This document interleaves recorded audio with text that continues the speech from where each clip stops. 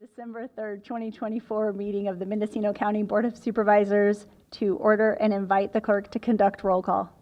Supervisor McGordy? Here. Chair Mulhern? Here. Supervisor Hashak? Supervisor Hashak?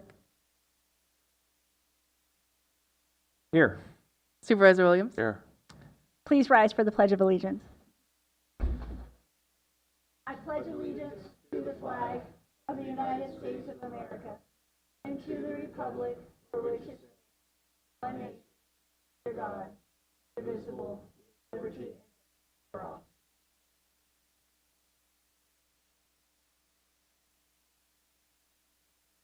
Item number 2 is public expression. Public expression is the portion of the agenda that allows the public to speak for 2 to 3 minutes on any item of interest, so long as that is within the subject matter jurisdiction of the board. While members of the public are welcome to address the board under the Brown Act, the board is prohibited from engaging in deliberation or taking action on items that are not on the agenda. Any member of the board is welcome to add an agenda item to a future calendar, working with the chair and clerk of the board. If you wish to provide comment on items of interest within the subject matter jurisdiction that are not on the agenda, please come forward at this time. And if you could please form a line at the podium so I could see how many people would like to speak, that is helpful. And if you could state your name for the record, that is also helpful. If you are listening in on Zoom today and wish to speak under public expression for an item not on the agenda, you can use the raise hand feature or press *9 on your telephone. Good morning. Good morning, Supervisors, CEO Antle, County Council, and staff. My name is Julie Beardsley. I am the former Senior Public Health Analyst who provided your health data for the county for the past 8 years until I retired last year. I come before you today to urge you to approve the draft bylaws for the Public Health Advisory Board that Dr. Corin submitted to Supervisor Williams several weeks ago. To be effective, advisory boards should be independent from the entity they are to advise. I urge your board to approve these bylaws so that the Public Health Advisory Board members may be appointed by the supervisors and the board begin to convene in early 2025. I'm also really happy to hear that our public health accreditation process is moving forward. And that's actually all I have to say today. Keep up the good work and thank you. Thank you. Good morning. Good morning, Katrina Bartlett. I'm here today as, well at this time anyway, as a Mendocino County resident living in the 5th District. We have lived in our house just south of Ukiah for 30 years. I'm proud of that. Our place of heaven is just perfect for us and our ag lifestyle. We are an agricultural community. We all raise either livestock, grapes, or kids. Our neighbors have lived in their houses anywhere from 5 years to 50 years, and we are a well-established, quiet area. Recently, we had someone purchase 5 acres south of us. It's about 350 to 400 feet from my front gate. They have a lot of loud parties that go into the night. I have a recording of what I came home to a couple weeks ago. The loud music continued until after 11 p.m.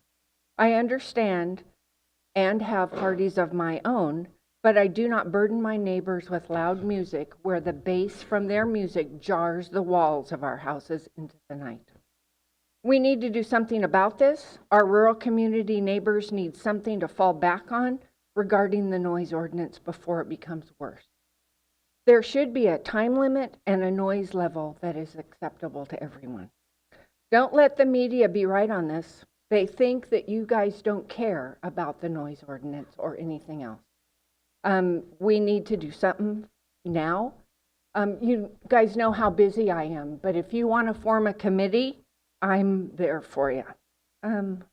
Let me play this. And that's what we could hear until after 11 p.m. Can you guys hear that? We can't hear, but thank you. Supervisor McGordy brought this item forward, and the staff is working on bringing forward an item probably early in January, so we'll have more discussion. Okay, and I'm happy to help with that. Thank you. Thank you.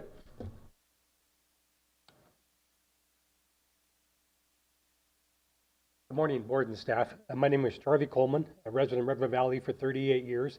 And as Ms. Bartlett said, it's the noise ordinance issue that brought me back here again too. I understand it's not quite ready yet, but the parties have not stopped. 2:30 in the morning the other night, it's just kind of ongoing. And anything you guys can do to help alleviate that. This has only been going on for about 3 years of our 38 years in the same residence. And it seems to be increasing, not going away. So not to want to throw any sticks in the wheels, the time limit of 10 o'clock, I think, is probably not really appropriate.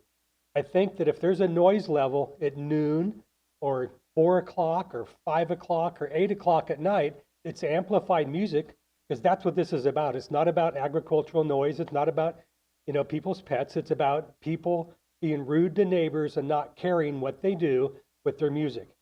So I'd like that whoever's working on this consider some kind of a daytime noise level as well that would be appropriate to have neighbors be able to live in peace and quiet in their neighborhoods without having just the rude noise level going from sometimes noon until even 4:30 in the morning.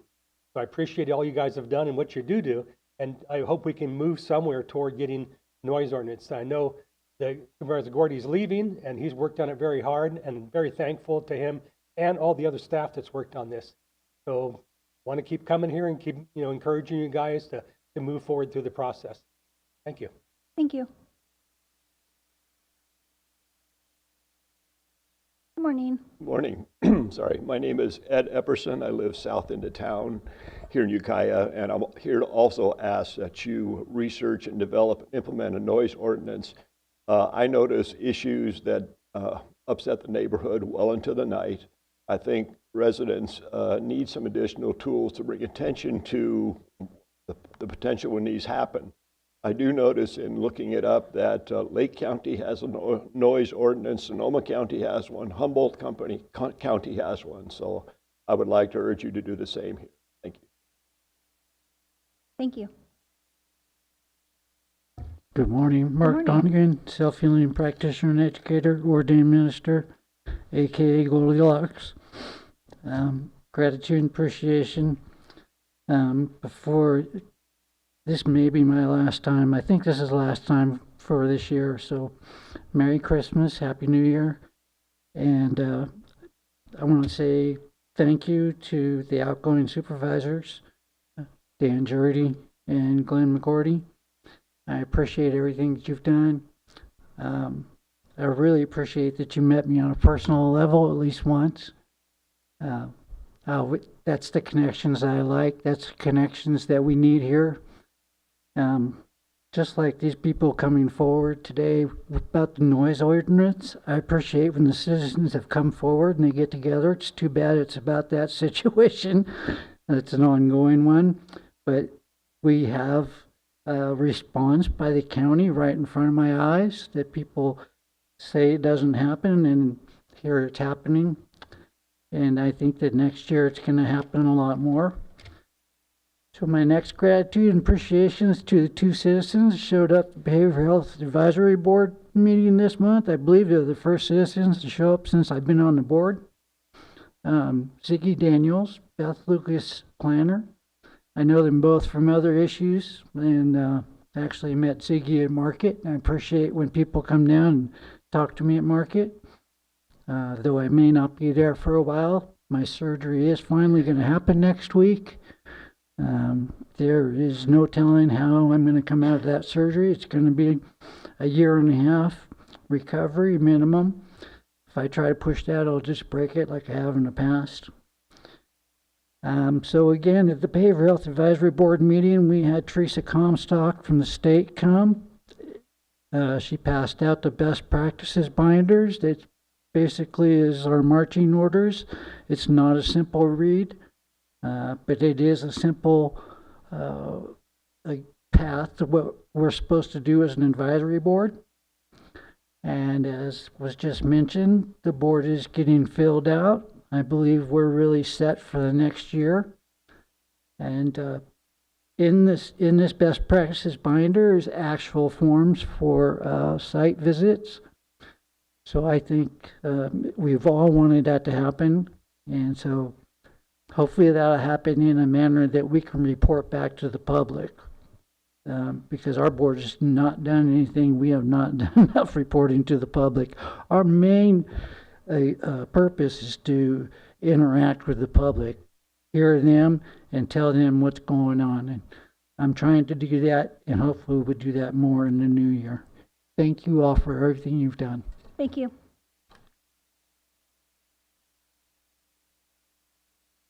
Good morning. Good morning, everybody. I'm gonna just touch base on a couple things without going to broad stroke, which was gonna be the noise ordinance issue. Obviously, has been an issue now for the last couple of years, and we're really glad that the board is working on it. I wanted to use that in a counterintuitive way this morning, I guess, is hopefully the proper language. So we've been asking for sirens for a long time in Redwood Valley, and I keep being told that we don't have enough, they're not going to be loud enough, da-da-da-da-da. Yet behind me at 1 a.m. and 2 a.m. and 12 and 11 o'clock at night, people can't sleep because so it's really hard for me to believe that we can't get out of the $21.6 million that we received from PG&E the $350,000 that we need to complete our siren program, that we need 4 sirens when at 1 a.m. in the morning I can go outside my house and hear someone about 4.8 nautical miles away from my home, because I live up on a ridge, music blaring. Okay? So to me, this is kind of a ludicrous thought that we need all these sirens, and we need all this money, and we need all this testing. I'll tell you what, you blow that siren at 1 a.m. in the morning, and everyone is going to hear it. Now, this has been going on since the 2017 fires. We've come up with a recovery plan. We have the lookouts. We're working on communications, and that includes the sirens, and that includes our basic radio also. And then we need an evacuation and a safety zone. Now, I don't know how many people behind me know where their actual safety zone is. If all communications went down and the radio said, get to your safety zone if you live in Redwood Valley, I don't think anybody would know where to go. Now, I also want to say that I personally have been trying to reduce as many roadside fires as possible. We had a 1 a.m. roadside fire last summer across from Lake Mendocino. I know you all know about the north end, the boat ramp. And the sheriff had to drive around with his siren, which some people say works and some people don't. We don't think it's quite loud enough, and it doesn't spread the warning signal to enough people. And I don't know anybody who would be woken up and be like, oh gosh, the fire is so far away. I'm so angry I got woken up. Well, you know what? If my neighbors are going to be alive, I'm glad I got woken up. I think that the siren would also have saved a lot of time and energy in Philo. A lot of people are on edge. That freeway, that highway goes right through there. And I came to this board and warned them specifically, a trailer chain fire is coming to a town near you. And I think that if they would have had the siren, and that siren went off, and downtown at the firehouse, people would have come outside their doors, and they would have stopped that vehicle before it even got to the radio station. Thank you for your time. Thank you, Gizmo. Question. Supervisor Williams. Is this something that the county is working on? Yes, Supervisor Williams. This is something Jeff Adair with OES is working on, Okay. and CEO Antle, is there an update? Yes, thank you, if I may, through the chair. Phase 1 is complete, and we're waiting on FEMA for Phase 2. This money that Gizmo mentioned from the PG&E settlement was awarded to the Redwood Valley Fire Department, and I believe they are being kept in the loop by Jeff Adair and Swin Malala. Thank you. I don't see any additional folks coming forward in the room, so if you're on Zoom and wish to comment on public expression, you can use the raise hand feature on the Zoom platform or press *9 on your telephone. Seeing none, we'll move on to item number 3, the consent calendar. Clerk, has proper notice been established? Proper notice has been established. Are there any board members that, Supervisor McGordy? So I'd like to pull items 3C and 3M for consideration. Okay. For a discussion or comment or for separate consideration? Discussion and comment Okay, thank you. and clarification. Okay. And Supervisor Williams? Yeah, just a comment. I don't think the retroactive agreements are good form, but I'm not pulling them. Thank you. Okay, Supervisor McGordy, let's start with item 3C. 3C, recognizing John Harper as having served over 33 years for Mendocino County as the Livestock Natural Resources Farm Advisor. Just a thank you to John for the amazing amount of work that was done with the career and all the help that he gave to the Livestock Natural Resources community and all of the innovations that he brought to Mendocino County in that field. On item 3M, I just a little clarification, so reading through it, Board of Supervisors recruitment. So do we still have an appointment to the Behavioral Health Advisory Board from each district? No, when the board reviewed all of the commissions and boards, this was a separate item. The Behavioral Health Advisory Board was a separate item. And the board voted to reduce the number of participants and align with the state's new guidelines for behavioral health advisory boards, which goes into effect, I believe, January 1. I might need a little bit of help from Dr. Miller, which actually changes the makeup of the board. Previously, the 5 supervisor seats had appointed 3 people, a family member, somebody that themselves had used the mental health system, and then a community member. Now we have actually much more defined participants, including a member from the school district, a veteran, somebody under the age of 25. So we didn't remove anybody from their seats, but as there were vacancies, we have tried to fill with those guidelines that were issued from the state. And at this point, I believe that we now have a full roster in the way that the board had suggested the makeup be laid out. And we have 5 or 6 people on a waiting list to be appointed as room becomes available. Okay, because I see under Article 6, it says board supervisors are encouraged to nominate individuals from their respective district to facilitate wider representation across Mendocino County for a total of 5 behavioral health board members to be nominated and appointed by the Board of Supervisors. You know, that's a little bit ambiguous to me as to what it means. So what you're saying is that you want board members to nominate people, but they don't necessarily have to be from their district and they don't represent their district. Is that correct? Correct. The representatives represent the county. I think with any kind of board and commission, you really want to have a variety of representatives across the entire county. I've been on the Board of Supervisors for 4 years and have served on the Behavioral Health Advisory Board for all 4 of those years, or 3 of those years. And there was one supervisor that did not appoint a single representative for their 3 seats, which is unfortunate because essentially that district didn't have physical representation from somebody who lived in that area this whole time. I think that the new makeup should hopefully round things out more, but I always think that representatives from the coast and representatives from the North County, we should encourage them to apply for these districts, or for these seats, excuse me. Okay, and now I understand correctly too that the board actually chooses who they want to be on the advisory board and then makes the recommendation to the Board of Supervisors. Is that correct? That's how we do all of our advisory boards. You, well, you should, as a supervisor, meet with people from your district that you think would be interested and be good applicants and ask them to apply using the county system. Fortunately for this board currently, like I said, there's a waiting list of people that are interested in joining. Is this a Brown Act compliant board? Yep. Okay, so, you know, I'd feel a little bit more comfortable if we have the option of a second supervisor also to participate. And it, you know, if it's somebody wants to, I just kind of feel like this is a kind of a hot potato as far as some of the decisions that are made and the clientele that we serve, and it would be great to have 2 sets of eyes from the board on it. I know in the past 2 supervisors have participated, and I'm just curious from the other board members here what they think. I'll go to Supervisor Hashak, who has attended the meetings, and of course, a Brown Act public meeting, any supervisor can attend to understand and view the process and how the board works.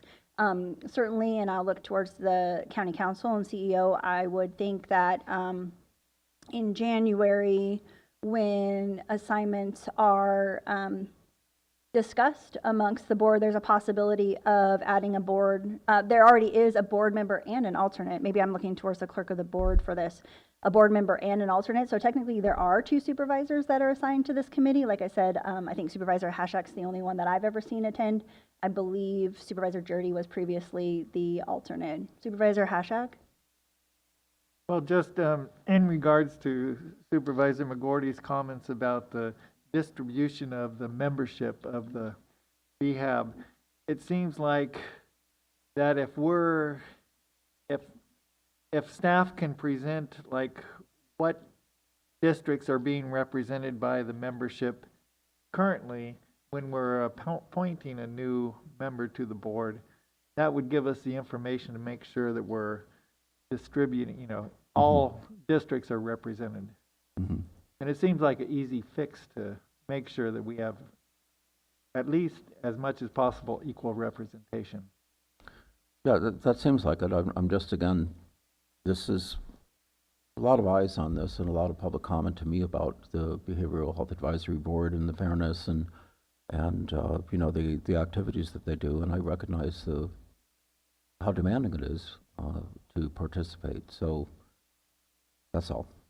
And I'll just add that, I have participated or, gone to the meetings of the BHAB, and it's Supervisor or Chair Mulhern is the representative of the board there, and it is a non-voting position, but anyone else can attend those meetings, see what's going on. So, okay. Yep. Thank you. Yeah, and I did look it up, and it was Supervisor Jurdy. So there is an alternate, and I would imagine that when we have the discussion in January, hopefully somebody that receives that assignment will be participatory. Supervisor Williams? Yeah. I understand there's criteria for the various seats. How do I learn of the current membership which members meet the requirements of each seat with the seat-specific criteria? I'm going to look towards county council because I think some of it is confidential because of the makeup may involve their own personal medical. Yeah. So I don't want to violate anybody's confidentiality. I don't want to know about their medical situations. But I have a lot of heat from the public. The public says this is not a transparent process. I don't know how to answer that question. I look at it and I tend to agree. It doesn't seem very transparent. Is there anything we could do to bolster transparency? Are there any examples from other counties where it's more transparent? County council? Charlotte Scott, County Council. I can speak to some other counties. I don't know of any county that publicly identifies their members associated with each category, because it's really up to that individual person how they want to identify if they want to identify that they are, for example, a consumer or a family member of a consumer. As I think I have corresponded with you in the past, but I think if you wanted to know that information, we would reach out then to the individual members and ask if they want to waive that information and share. But as far as transparency, if you continue to ask, are there any criteria that are not being met? Is there any vacancy that we're not filling? We can definitely provide you that, and the department can definitely provide you that. So just hypothetically, say there's a vacancy and it's a seat that requires being a patient or a family member. We can advertise that that's the case, and when somebody applies and we appoint them, obviously they met that criteria and we're not violating their confidentiality. Is that correct?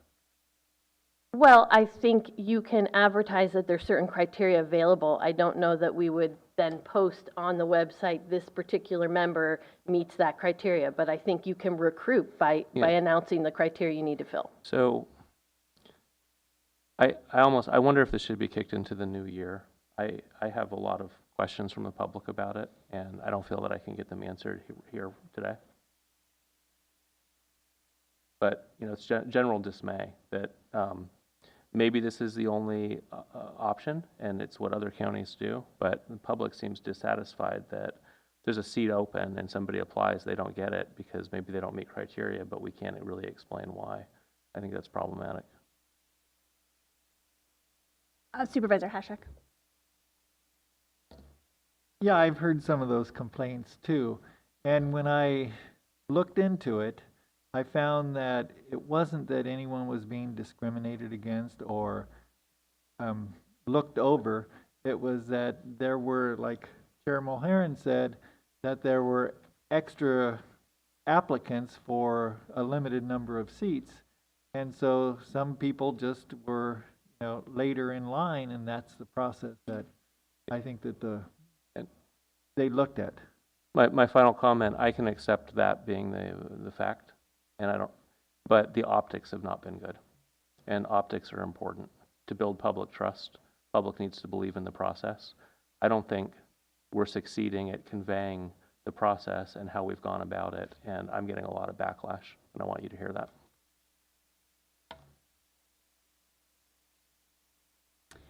At this time, I would like to open up the consent calendar for public comment. Are there any members of the public that wish to speak to an item that is on the consent calendar?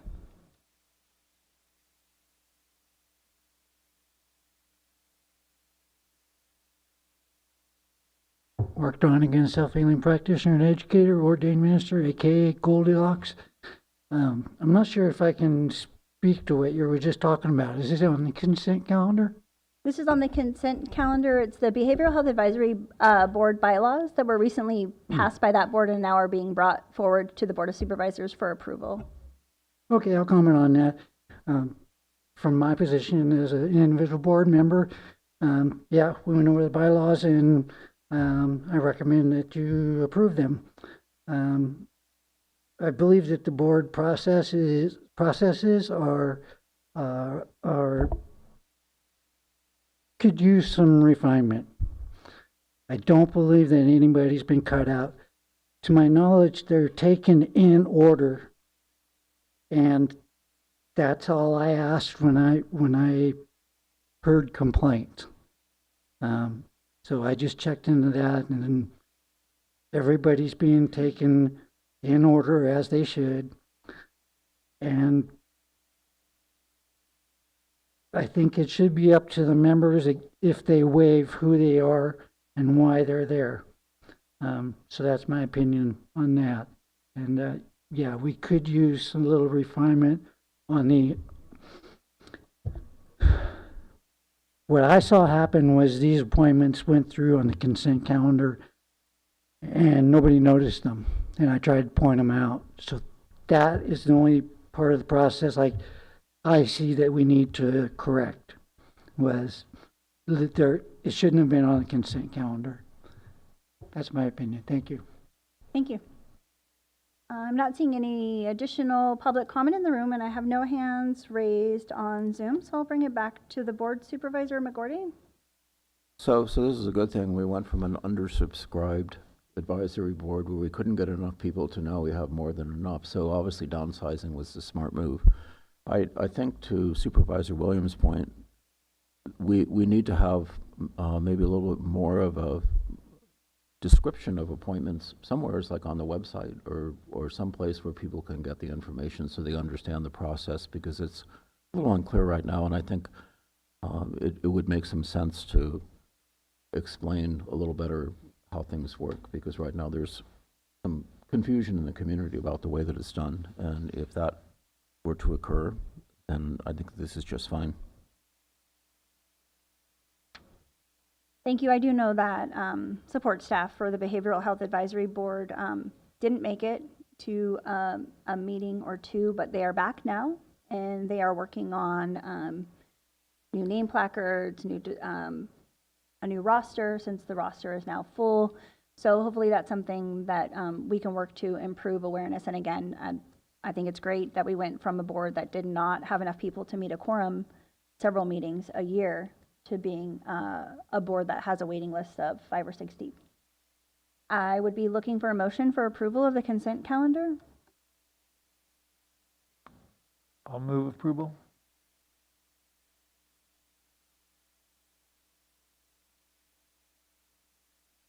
I second. Thank you. Could we have a vote by the button?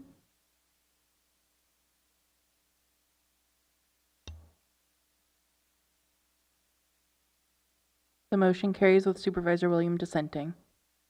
Thank you. County Council Scott? I would recommend that we take the vote, and I'm sorry I didn't catch this, for the particular, if a supervisor is opposing the consent calendar due to the item that was pulled, it would be more prudent to have a vote on that item and then the remainder of the consent calendar. Thank you. I wasn't aware that there was somebody that wanted to vote against a particular item, so I'm happy to redo that vote if that's... I think I was pretty clear that the people in the 5th District have issue with this, and I can get to a yes, but can't do it here today. We would need to make some changes. So I'm not against the concept, but I did raise my concerns, and frankly, I feel ignored once again. Okay, so let's go ahead and redo that. Supervisor Williams, is it just the one item that you're wanting to vote no on? It's just the one item. Okay. If I could have a motion for the remaining of the Move consent approval calendar. of the consent calendar except the one item. Do we need to do a roll call vote on that? Yes. We Yes. can't vote by the button on that, so if we could have a... Oh, and the clerk needs a second. I'll second. Thank you. Thank you, County Council. Supervisor Hashak? Yes. Supervisor McCourty? Yes. Supervisor Williams? Yes. Supervisor Mulhern? Yes. The motion carries unanimously. All right, and then motion for item 3M? Has that been moved? No, I need a Okay, motion. I'll move. Well, if I could ask Supervisor Williams, is there a specific thing that you're objecting to in this? Lack of transparency, lack of clear understanding. The public is confused by it, bad optics. I'm unclear whether this is the model dictated by state law or if we have some latitude. Is there a model we could replicate from another county? I think there's some work that can be done here. This is a good start. It's a good draft. As Supervisor McGordy highlighted, I share his concerns.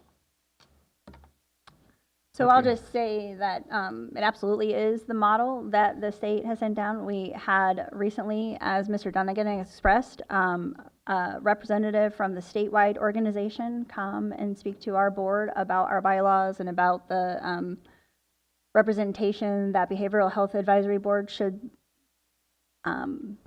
do in their community. And I think that the Behavioral Health Advisory Board has gone over the bylaws and sent them for approval. And if there's a specific question or concern that you have, happy to address that. I think in general, referring to an individual as the public is probably an inaccurate representation as to the questions that are being raised. I think that this board, the Behavioral Health Advisory Board, has worked incredibly hard to become a board that is constructive, helpful, and inquisitive for all of the work that they have to do. If you would like more information, I encourage you to attend a meeting or read the meeting minutes and agendas that are posted online and ask specific questions about what the work is that the board is doing. And I really encourage you next year, when you have an option, to take a seat on the Behavioral Health Advisory Board so you can better understand the work that they're doing. So one of the concerns I have is we don't have any sort of performance tracking or condition of satisfaction. Is the board meeting its objectives? I think that should be in the bylaws. There should be a way to annually review. And for example, there are a lot of contracts that come forward, tens of millions of dollars that this board votes on. I don't see a recommendation for BHAB, and I see those coming to us without going to BHAB, right? I would expect it to go to BHAB, give them a chance. They're the experts, it's their domain. Give us some feedback on, should we approve it or should we not? Do we need to make changes to the contract? That should be part of the performance improvement process. I don't see that recognized in the bylaws. The Behavioral Health Advisory Board has committees that review all of the facilities. They have committees and have served on RFPs for behavioral health contracts when they go out so that they can provide their input. They are doing that work already. I don't see the recommendation in the last year. Haven't seen the recommendations on our agenda items. I haven't seen when we go to approve a multi-million-dollar item related to specialty mental health. I haven't seen a BHAB recommendation and the reason why, and the minority opinion. I haven't seen them discuss a lot of the contracts that are coming to us, and I think that is the reason, one of the core reasons to have BHAB. So respectfully, I disagree that we're 100% ready to execute this. I think it's a good draft. Maybe it's 90%. I think there's more work that needs to be done to build public trust. Supervisor Hashak? Well, I hear those concerns, and certainly in the bylaws that were the purpose of this agenda item is to approve the bylaws, and the purpose stated in Article 3, Number 2, is review any county contracts entered into pursuant to W&I Code Section 5650 and make recommendations to the regarding concerns identified within the contracts. So we're approving these bylaws. It's stating exactly what you're wanting. And so I think with the changes that I talked about, what Supervisor McGordy brought up about representation for all the districts, if the staff can do that when they give us the agenda items, that would be sufficient for me, because if you want to change something else besides the bylaws or how the board works, then that is something that maybe you should get on that board, or at least attend the meetings and express your concerns. But it seems like that is their stated purpose according to the bylaws. So with that, I'm ready to move approval of this agenda item. Supervisor McGordy? Supervisor Williams bringing up a lot of concerns, and I'm wondering if maybe this needs a little bit more consideration by the next board. I'm becoming a little bit more reluctant, hearing this, to continue until some of those things are cleared up. We've asked for an outside review of behavioral health. I haven't heard if there's any development on that yet. I think that this is a big ticket item for Mendocino County. These are some of our most vulnerable people, and treating them with the utmost dignity and care is really a high priority for me, since I'm personally affected. So I don't know, I'm feeling really uncomfortable suddenly about where we are with this. Okay, I would just look towards the department director of behavioral health or a county council. I believe the bylaws need to be approved by January. Can this come back as a future agenda item? Charlotte Scott County Council, I don't know that the bylaws have to be approved by January, but what we have been they're stalling it much longer does provide a little confusion for that board that is already approved them, is already acting. I would defer to the department to explain the purpose of the Behavioral Health Advisory Board. It isn't to review every specialty mental health contract. It is in 5650, it's specific to county mental health services block grant and certain contracts and the mental health plan. Again, I would defer to Dr. Miller on that. I think adding new duties in addition to what they are trying to achieve through the purpose outlined in the statute might be, muddling their purpose, but I defer to the board and to the department how they wish to proceed. I think if the board wanted the bylaws to come back at the next meeting or at a meeting in January, that could happen. They can still proceed as they are because they have approved them. It just would be helpful to have them finalized soon so that board can achieve its purpose. Dr. Miller, good morning. Good morning, Dr. Janine Miller, Behavioral Health and Public Health Director. I think the bylaws could go to January. They would have to, if any changes are to be made, they need to go back to the Behavioral Health Advisory Board to then make edits and approve before they came back here. I do know that they've mirrored they wrote those bylaws. I think they mirrored them off of Napa County. And also, Teresa has reviewed them. She has seen our bylaws, which is the association chair. And so I know that they have been using other county bylaws to create those. I also know, and I think that Mark could weigh in on this, that when Teresa came to the meeting, she made it very clear that their job is not to review every contract or RFP, but to review those contracts that are large, or the ones, if there's a new program coming into the county, those are the ones that they would want to be a part of.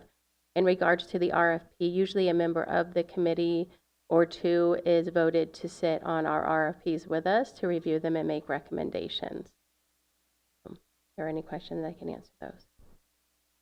Thank you. I think with the current of the makeup, it's a little bit challenging to be able to move forward with this item at this point. And so I guess would look towards Supervisor McGordy if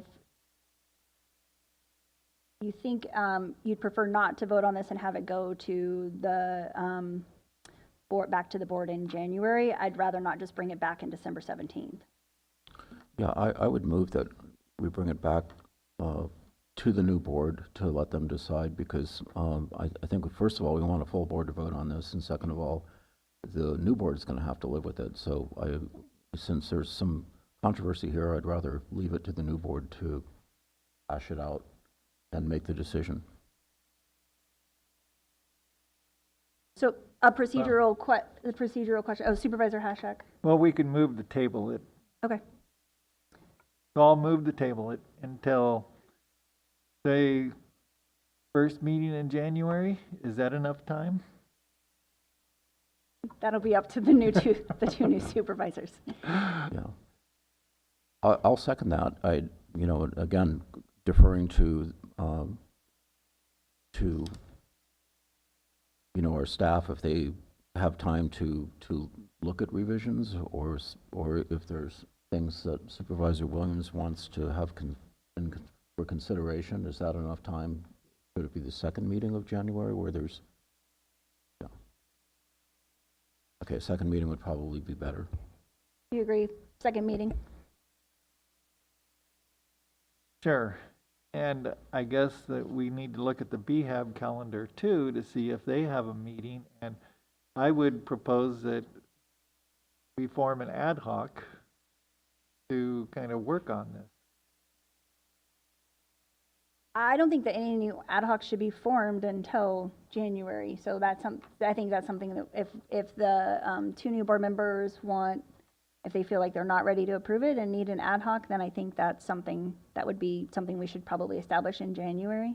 And also because the board will review and discuss their committee assignments, the first meeting in January, you may have new Board of Supervisors members that are going to serve on that as the representative, so that may change as well. It seems like something we should have more discussion about in 2025.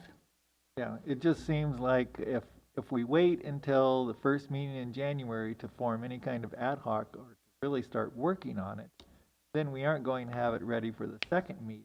So then we're looking at February, and it's just problematic. Oh, there's only one meeting in January. Fantastic. Well, Supervisor Hashak, likely you'll be the chair next year. We'll be deciding committee assignments. The first meeting in January, the only meeting in January, and if there's, I'm assuming there will be again 2 supervisors appointed, a supervisor and an alternate. And it seems, and I'll look towards County Council if this is accurate, they could then work with the director and with the chair of the Behavioral Health Advisory Board so that they can better understand the bylaws as they're being presented, where they've come from, any kind of questions, and obviously any supervisor or member of the public can submit their concerns to the director or through the executive office about things they'd like to see incorporated in the bylaws. Supervisor Williams? I imagine when the master meeting calendar is approved at the first meeting in January, there will be a second meeting in January. Is that correct? I can't imagine. I mean, there's so much work ahead of this board. Why would there only be one meeting in January? Because Supervisor Williams, we're having the 2-day-long workshops that are going to be, I understand that, but focus I on. was surprised that there wouldn't be a second meeting. It seems like you have a new board, there's a lot of work to do. I'm not sure, Supervisor Williams. I'm not in charge Who of makes it. who makes that decision so I can That'll give come, input? I It's- think that'll come forward to the board for Who approval. makes that decision? The board will vote on it at the first meeting in January. So it's not yet decided that there won't be a second meeting? Correct, yes, Okay. thank you. So do we need a second for Supervisor Hashtag's motion? Because I'll second it. We might need Well- a clarification of the motion. Currently, I have Supervisor Hashak as the mover and Supervisor McGuarty as the seconder, and the motion is to bring back 3M to the second meeting in January. At this point, we don't have a second meeting in January except for the 2-day workshop, so I would say the second meeting in the new year. In the new year. I agree. And when you're ready, we'll do a roll call.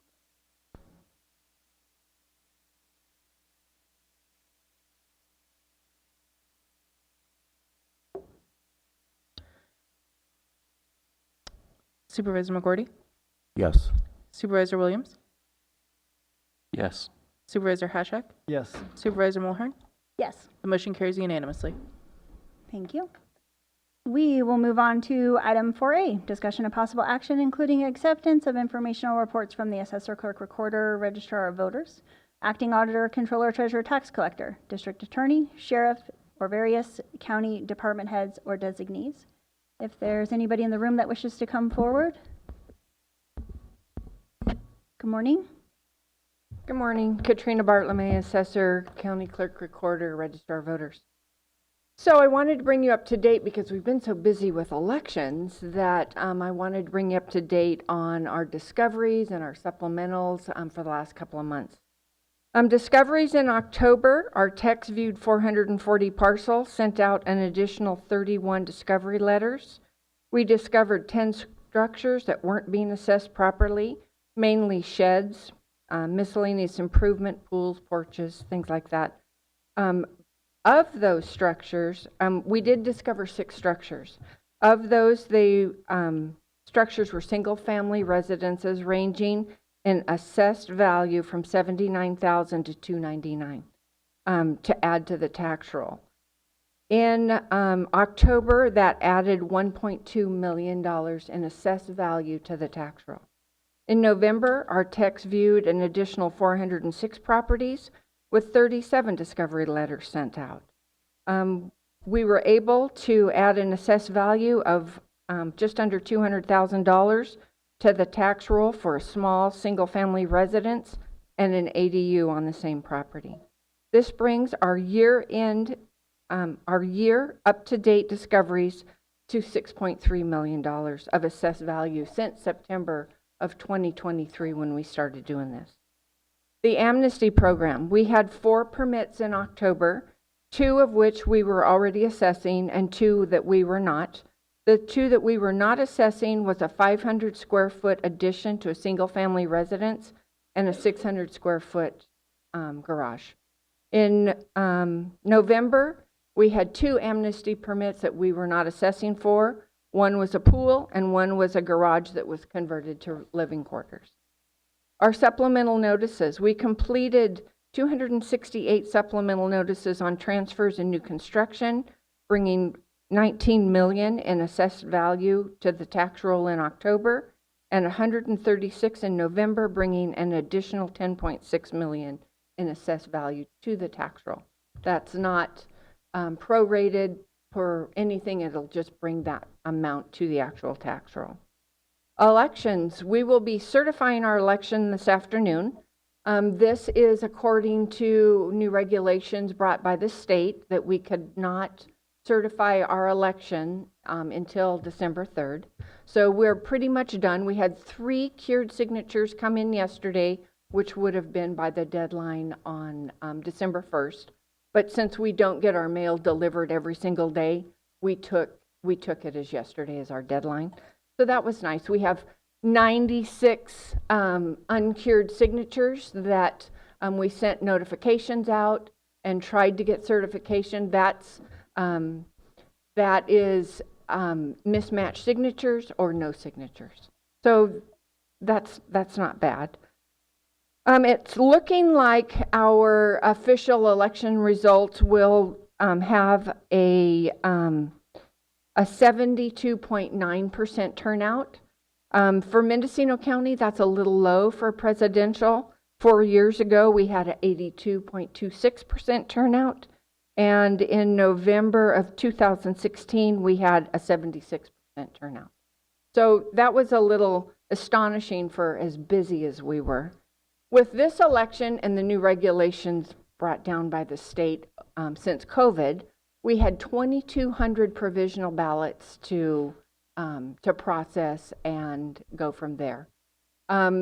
We've processed all of them, which took a lot more time than normal. I think the most we had in the past was 1,100, so we had double that. And you know, it's quite a process to process each one of those. So with that, do any of you have any questions? Any questions for Ms. Bartlemy? Supervisor McGordy? I just want to thank you for working so hard on the assessments and trying to bring more money into the county, because that's something that we set as a goal when I was chair, and you're following through, and I really, really personally appreciate it. And also, I know the rest of our staff does too, because it's part of our way of trying to improve our financial standing. So thank you. Plus all the hard work you do and through elections. That can't be an easy job, and I know it's a lot of pressure. So thanks to you and your staff and the volunteers and everybody who helps out to make that a viable process that really the cornerstone of our democracy. Thank you. And thank you for helping us get staffed up to where we can actually, you know, do some good. So in our assessor's office, we have one position that we could staff, but right now with our space and everything, we're probably gonna hold right there. We'll bring on some more clerical, but that's about it. And you know, our staff is amazing. They're dedicated, they're loyal, and you couldn't ask for better staff. Our election staff, you know, we had 8 extra help people come in. I almost said ladies, but we do have one man. And they have been back. We had one brand new person, but the others have been serving and coming back and wanting to come back. I don't have to beg them or drag them in from their houses, you know, and they actually answer their phone around election time. A lot of my friends don't. So, you know, it's amazing that they come back and they're dedicated, and they're amazing help. And we couldn't do this without IT, either in the assessor, the clerk recorder, or in elections. I mean, IT drops everything when we need help. They're amazing. We couldn't get the reports for the assessor's office without IT.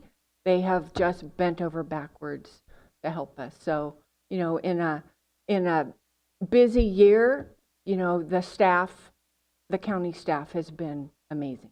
So, thank you. Thank you. Supervisor Hashak has a question.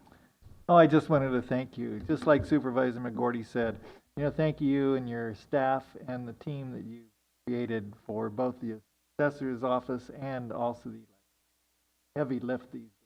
It is. And you know, all of our assessor staff crosses over. We had, I think, 2 people in the office and they lived outside the county, but they all cross over and they help with elections. So to bring that team together to help with that is amazing. Thank you. Thank you. Thank you and your team for all the work that they do.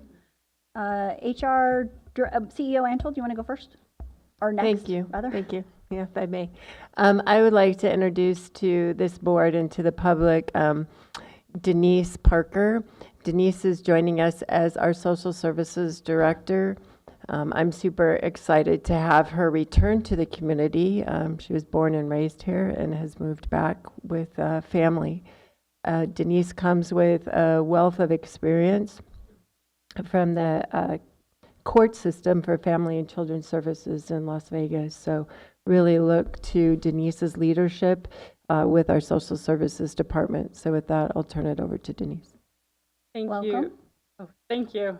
Thank you, CEO Antle and the board. I'm very excited to be back. I'm very excited to be here and to work with you all and continue working with our community. Thank you.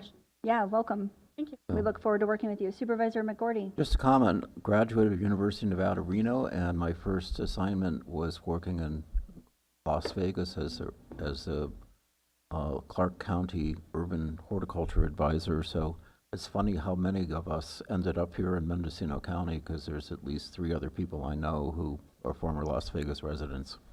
Oh, wow. Yep. That's exciting. It's changed a lot in the last 10 years, but. Yeah, it was a little city of 400,000 when I was there, so things are definitely different. Thank you. Thank you and welcome. Thank you. HR Director Sherry Johnson. Good morning. Thank you, Sherry Johnson, Human Resource Director. Wanted to provide this board with an update on the County Health Officer recruitment. So Human Resources with Public Health has contracted with a new executive recruiter.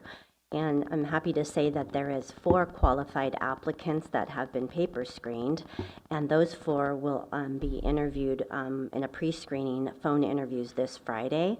So we're looking forward to the outcomes of those screenings, and we will have an update hopefully for you at the next board meeting. Great. That would be Thank you. fantastic. Thank you. Sheriff Kendall, good morning. Are you coming forward?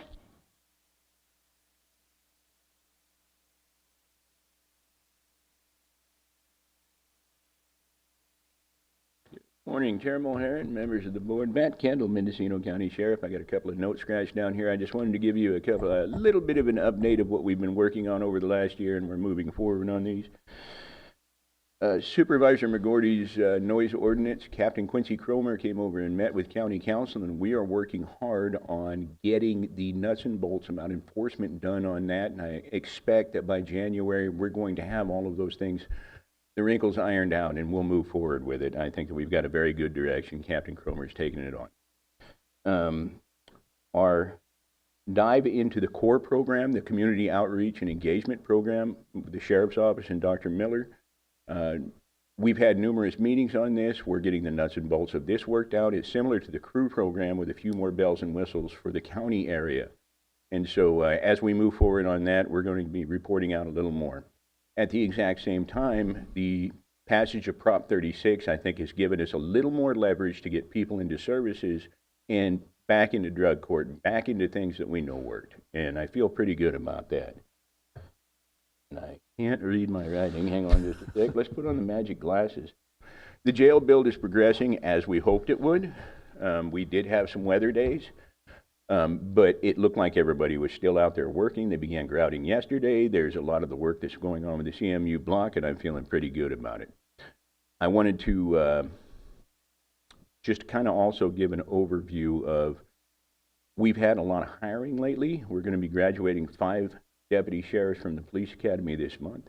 As our numbers come up, we want to be able to dedicate people to some of these groups that we've stepped into with behavioral health and the core program and whatnot. And as these numbers come up, I know that we will be able to. Thank you. Any questions? I'll answer them. Yeah, that's great news, Sheriff, about the personnel. Supervisor McGordy. Yeah, a quick question on that, Sheriff Kendall. So where are the new recruits going to an academy? Currently, we have 2 at the College of the Siskiyous, just outside of Weed, California, and we have 3 down in Sonoma County. Yeah, I guess College of the Siskiyous, there's not a lot to do up there except study, right? And they do pretty well at that. College of the Siskiyous has been really, really good for us. And it's a small academy. I think that we are getting our money's worth out of them. Our recruits are coming out ready for the training program with pretty superior knowledge of the job that they will be doing. We've been extremely happy with them over the last couple of years. And when we look at the price and value index, you know, myself and the undersheriff, we always look at price versus value, price versus value. When we look at the price and value index, I think that we're hitting it squarely on the head with that police academy. Good, thank you. Thank you. Thank you very much. Are there any other department heads that wish to come forward on item 4A? Okay, seeing none come forward, are there any members of the public that wish to comment on item 4A? Seeing no one come forward and having no hands raised on Zoom, we'll move on to item 4B, discussion and possible action including recognition of employee service awards for eligible employees with 15 to 40 years of service. Human Resources. Good morning, Sherry Johnson, Human Resource Director. So this is always a highlight of our board meetings, so I'm happy to be able to introduce the 7 employees that we'll be recognizing today. We'll wait for Chair Mulhorn to come on down. All right. So for 15 years of service, we have Katie Ford with our Employee Wellness Employee Assistant Program, our Leadership Coordinator. So thank you, Katie.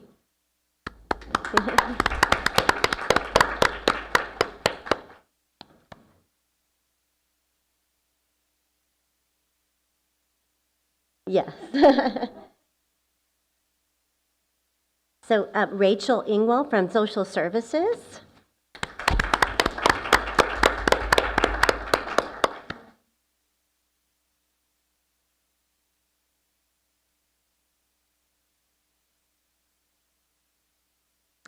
I saw her many times today, but now she's disappeared. But Katrina Bartlome, our Assessor Clerk Recorder. Yeah. Well, thanks, Katrina. Sherry Santee from Public Health. Not here. Thank you, Sherry. So 25 years. Sean Riston from the Sheriff's Office. And Sergeant William Hardman from the Sheriff's Office. Have the Sheriff take those for them. Thank you.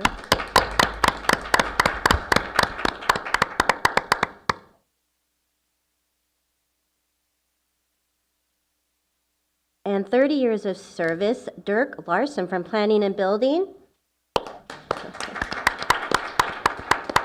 Russ Ford will accept on his behalf.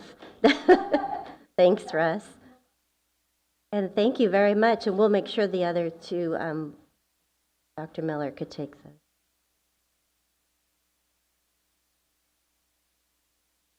Oh, Katrina.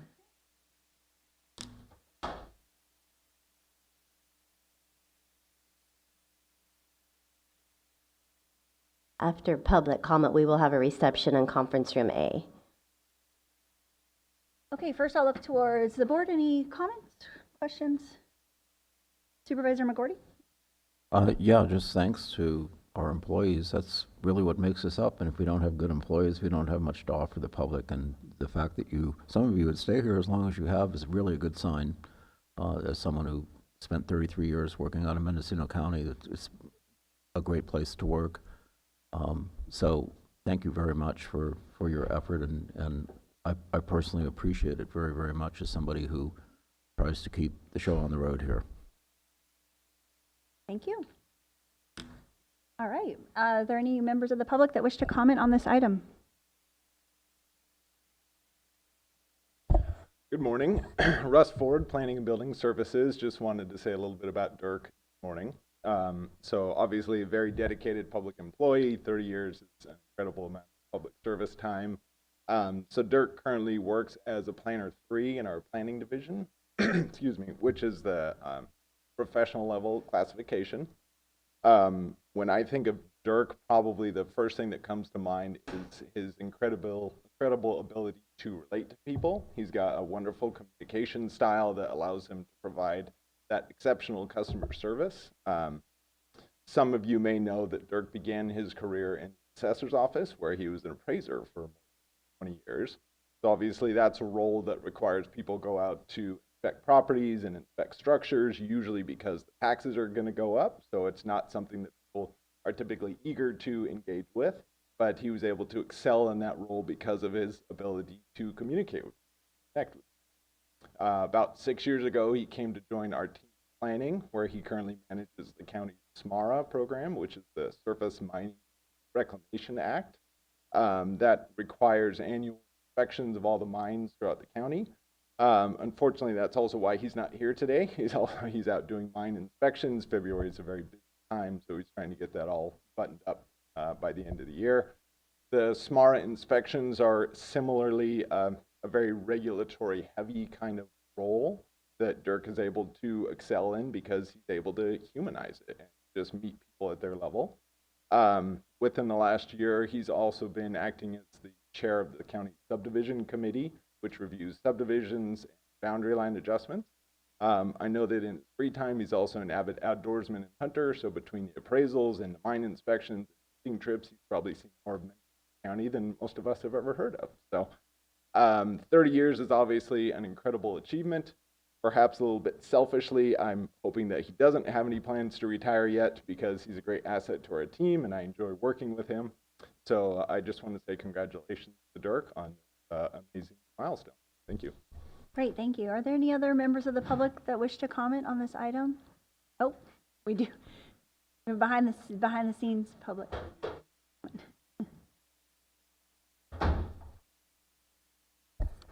Good morning, Sherry Johnson, Human Resource Director. I just wanted to comment on Katie Ford. I just wanted to thank Katie very much for her commitment and her compassion for the health and wellness of our employees. She is a true example of the leadership with heart.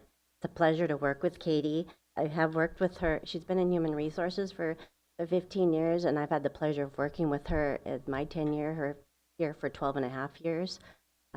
She leads on the Supervisors Academy.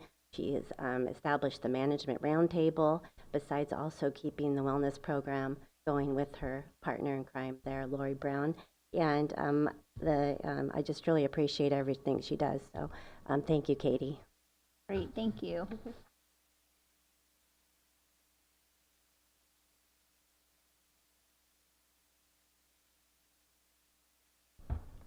Good morning. My name is Laura Arms. I'm the Staff Services Manager at Social Services, and I'd like to say a few words about Rachel Ingwell. I've had the pleasure of working with Rachel for about 10 years. She started her career with the county in 2009, shortly after graduating college. She's worked for the Department of Transportation and came to us in 2015, working in administration, both in facilities and most recently staff resources, where she handles our recruitments. Rachel is incredibly bright. She's hardworking, but more importantly, she's a great person. She's friendly, she's outgoing, and she always takes time to greet everybody who comes by her door with a hello, friend. And she will also let everybody know how many days are left until Christmas, even in July. I know Rachel has a great future ahead of her. I could see her easily being here another 15 years, so I'm extremely proud of her. Thank you. Great, thank you. Thank you. I don't see any additional comments in the audience here, and I have no hands raised online. So the board will recess for a 15-minute break to celebrate our team members and also Supervisor McGordy's birthday. We'll return at 10:25.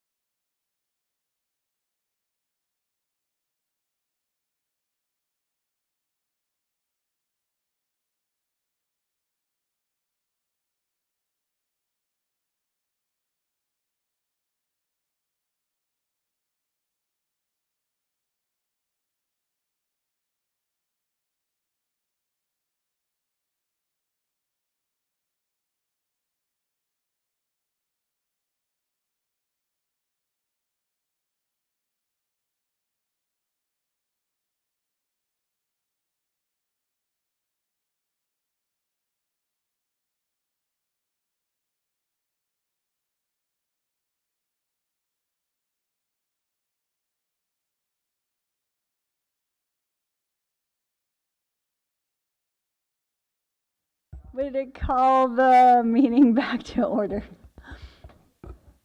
We are now on item 4C, discussion and possible action, including acceptance of presentation regarding the rural county representatives of California. And I believe that we do have a representative from RCRC here today.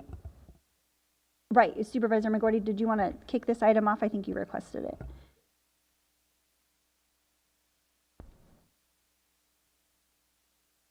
I'd like to introduce Craig Ferguson, who's Vice President of Rural County Representatives of California. I've had the pleasure of knowing Craig for 4 years.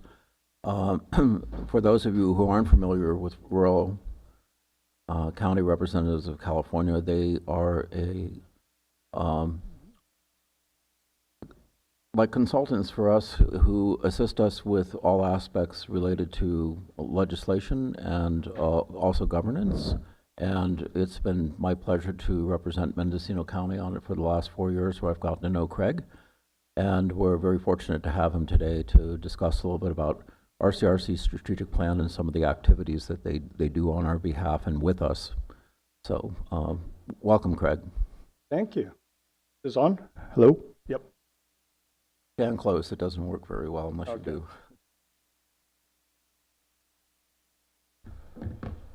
So yeah, this is, I mean, you say it's an action item. It's really not. We're out to our counties. RCRC's been around since 72. We're now up to 40 counties, and between Pat, myself, Pat's our CEO, myself and Marianne and Barbara, we have hit every county this year, and you're the 40th. You're the final one for 2024. Last but not least. Last but not least, yeah. So yeah, RCRC is who's doing the slides? Amanda is. If you can just go ahead and say next, I'm sure. Next is great. Thanks. So RCRC is a advocacy lobbying group for rural California. Mendocino is a member of that, and so RCRC represents you and the other 39 counties. And we're going to miss McGordy when you leave, and we'll be excited to see who's up. You're currently alternative, Supervisor Hashak, so I'm not sure if you're going to be representing your county for RCRC, or if you're coming back, which would be great, or whoever the next person is. But we are gonna miss Supervisor McGordy. If you look at the divisions of RCRC, so what I want to kind of talk about is RCRC was formed in 72, and then you can look at all these affiliates that were formed, over the years, and really formed to diversify the business side of RCRC, because RCRC doesn't really make much money. Your dues are almost nothing. It's based on population. I'm not even sure what Mendocino pays, but it's probably around $10,000 a year, if that. So over the years, they formed some other entities with missions of originally housing, and I'm going to touch on each one of them. The divisions under RCRC are government affairs, economic development, business development, administration, and finance. And those affiliate entities, I'll touch on each one very briefly. And this will not take long, I promise you, unless you have questions. So the strategic plan is what I'm here to talk about. And every year at the County of the Chairs meeting, every year we get a new chairperson, and then we have a conference in their county. This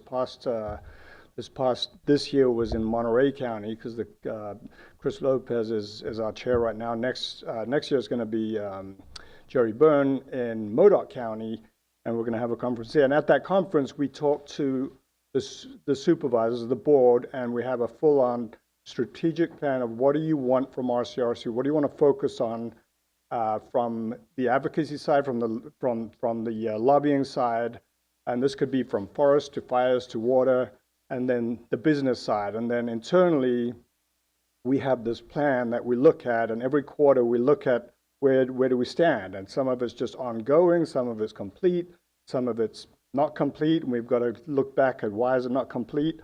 And we've got an executive board with RCRC, so you've got 40 members that sit on the board, and then we have an executive board of about 9 members. And they kind of are the group that focuses on the business and the advocacy decision of where they want RCRC to go, and they'll make recommendations, and then we'll take their recommendations to the board. That's kind of the structure. Sometimes you've got 40 board members. It's a little tough to get them all to, a little easier herding cats than 40 board members, I'll tell you now. So the next slide, thank you, looks at the strategic plan of equitable access, which includes broadband, housing, health service, impactful advocacy, state, federal advocacy, innovative approaches, regulatory engagement, and then healthy communities, where there's a lot of focus on forests, and I'll touch on one of the affiliates that's really focusing on that. Water resiliency, infrastructure, economic development, and then just the internal operational excellence of human resources, member services, and just the fiscal health of the entity in general. And if you look on the right there, the vision of RCRC is to be the premier advocate and innovative service provider for rural counties in California. And the focus is really rural California, because you've got CSAC, who has every single county in the state, but they don't really focus on rural. They focus on everyone. And we're at the point now where we're actually fighting counties away because they want to join RCRC because we've been so impactful for the, I think when RCRC started, they may have had 13 members, and it's just been joining. And we have a limit of, some are grandfathered in, but we've got a limit of 500,000 population for a county, because bigger than that is just, you're not quite rural anymore. You may have rural areas, but you've got CSAC, and CSAC's a great entity and focuses on that. We're more, let's keep this rural, and a lot of our board members don't want the big counties coming in. We recently got Santa Barbara in, and there was a bit of a fight with some of the rural board members not wanting Santa Barbara in. Even Monterey was a bit of a fight at one point. But I think we've got all 40 are good, and they're all working together really great. And the board meetings, as Supervisor McGordy, as you know, they get I wouldn't say argumentative, but they get very thoughtful, and they talk, but they work as a group, and it's for RCRC, it's for rural counties, and every county's got its own issues, but this is a focus on, look, we're going to work for you, and that's what we do. We work for you. If you go to the next slide, just kind of repetitive of what I'm touching on. We forest health, wildfire, water drought, broadband. I'll touch on that too, because we have an affiliate entity that we started to focus on rural broadband, housing, energy, health access, and then just working with entities like the CPUC. And then if you look, our board will break up into ad hoc groups too, and you'll see the list of what they will focus on: the Williamson Act, the Road Infrastructure Ad Hoc, PG&E Working Group, and that there'll be 3 or 4 members of our board that will break up into that and work with our staff to get where they want to go, and then go back to the full board and report. Next slide, please. So these are 2 entities. One's Golden State Finance Authority, which RCRC formed in '93, and then National Homebuyers Fund was formed in 2002 by both Golden State Finance Authority and RCRC. And the idea here is, the mission was to focus on housing and low to moderate income borrowers and first-time home buyers and firemen, teachers, borrowers that can qualify for a loan but don't have the money to put down for the loan, which is one of the hardest things nationally even, that borrowers qualify, but they don't have the down payment. So our niche has been down payment assistance, and we've been providing down payment assistance for a long time. And in California, Golden State Finance Authority has helped over 86,000 families get into a home, and providing gifts of second mortgages second mortgages or gifts non-repayable.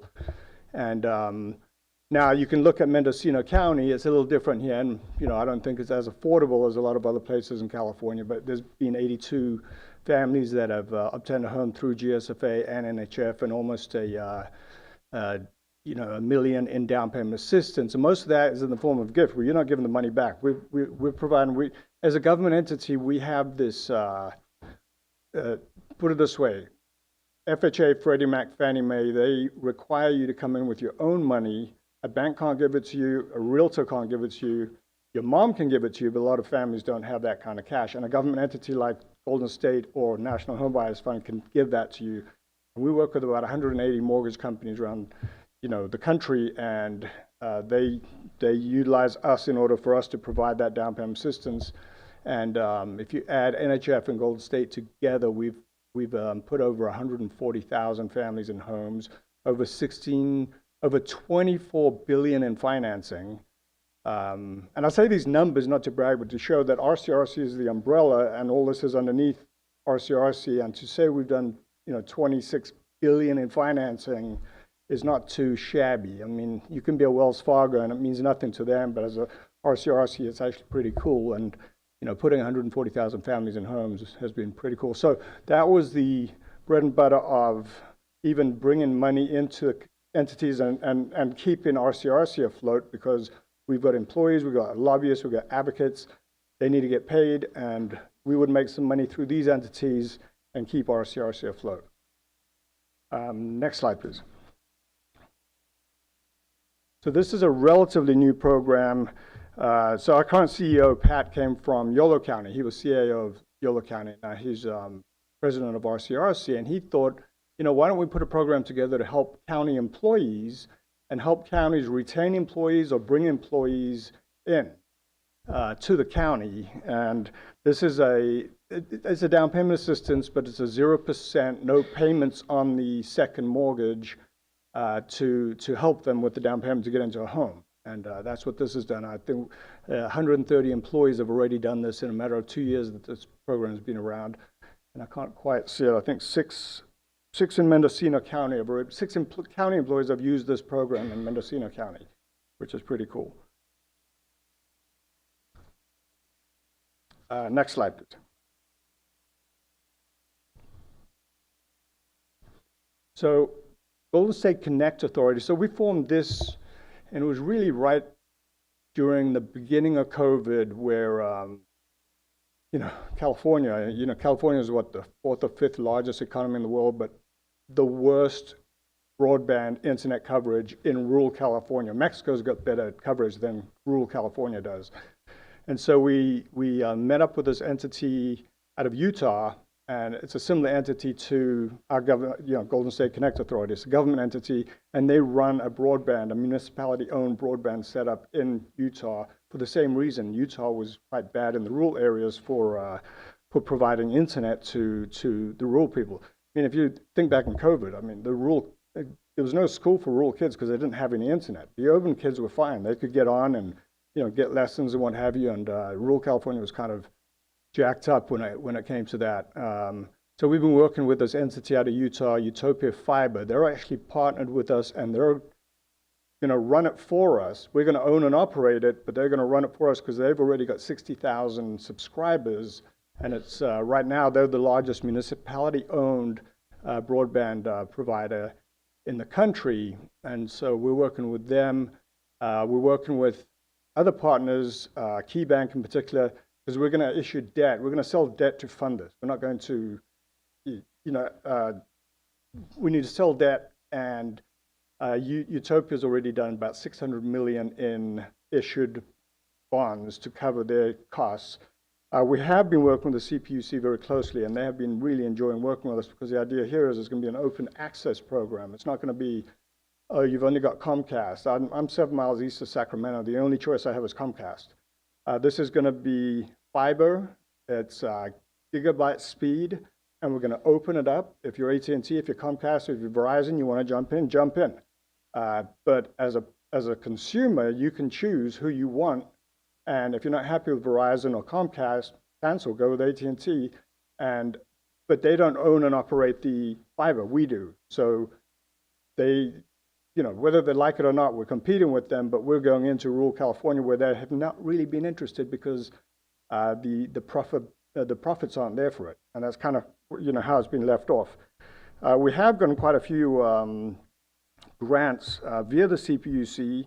The federal fund account, as you can see, we've got 13 million for Imperial County, 6 for Alpine, 4 for Mammoth Lakes, Mono County, Amarillo County, 57. This is CPUC via the federal government that we're using this to help bridge the shortage of when we issue debt. We can only issue so much because it's based on population and debt service, and the remaining is going to cover the rest of the cost.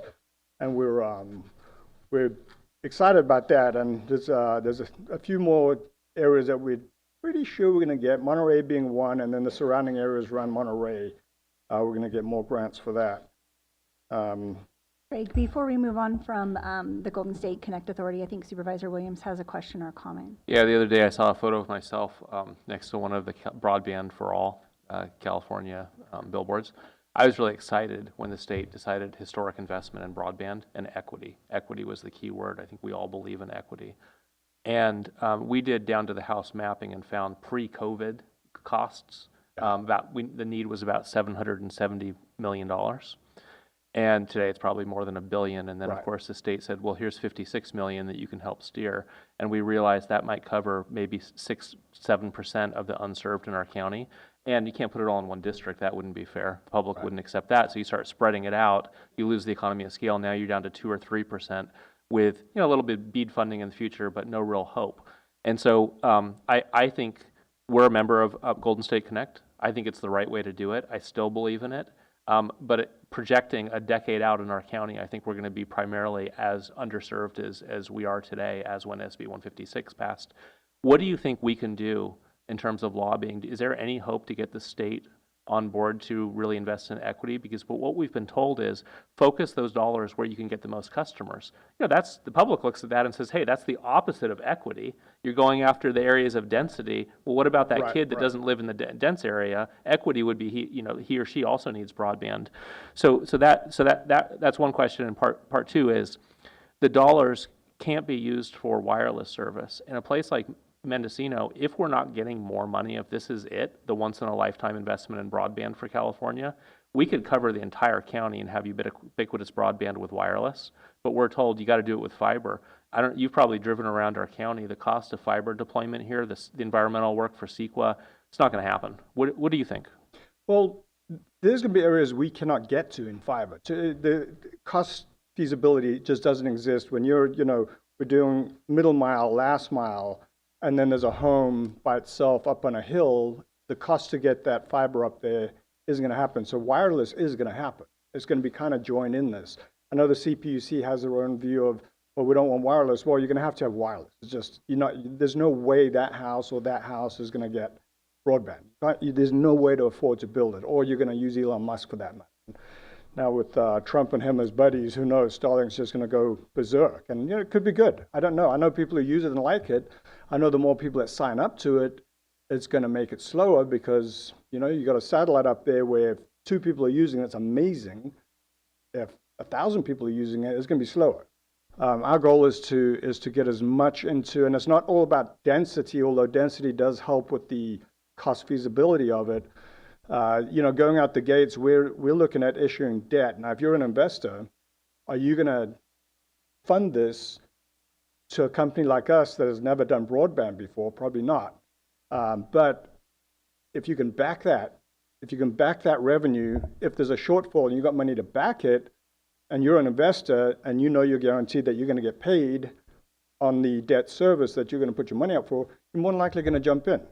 And we've been working with the CPUC for several years now, and we were actually going to get close to $450 million for an insurance fund just to use and as a backstop, and then go out to investors and have them invest in the infrastructure and the building.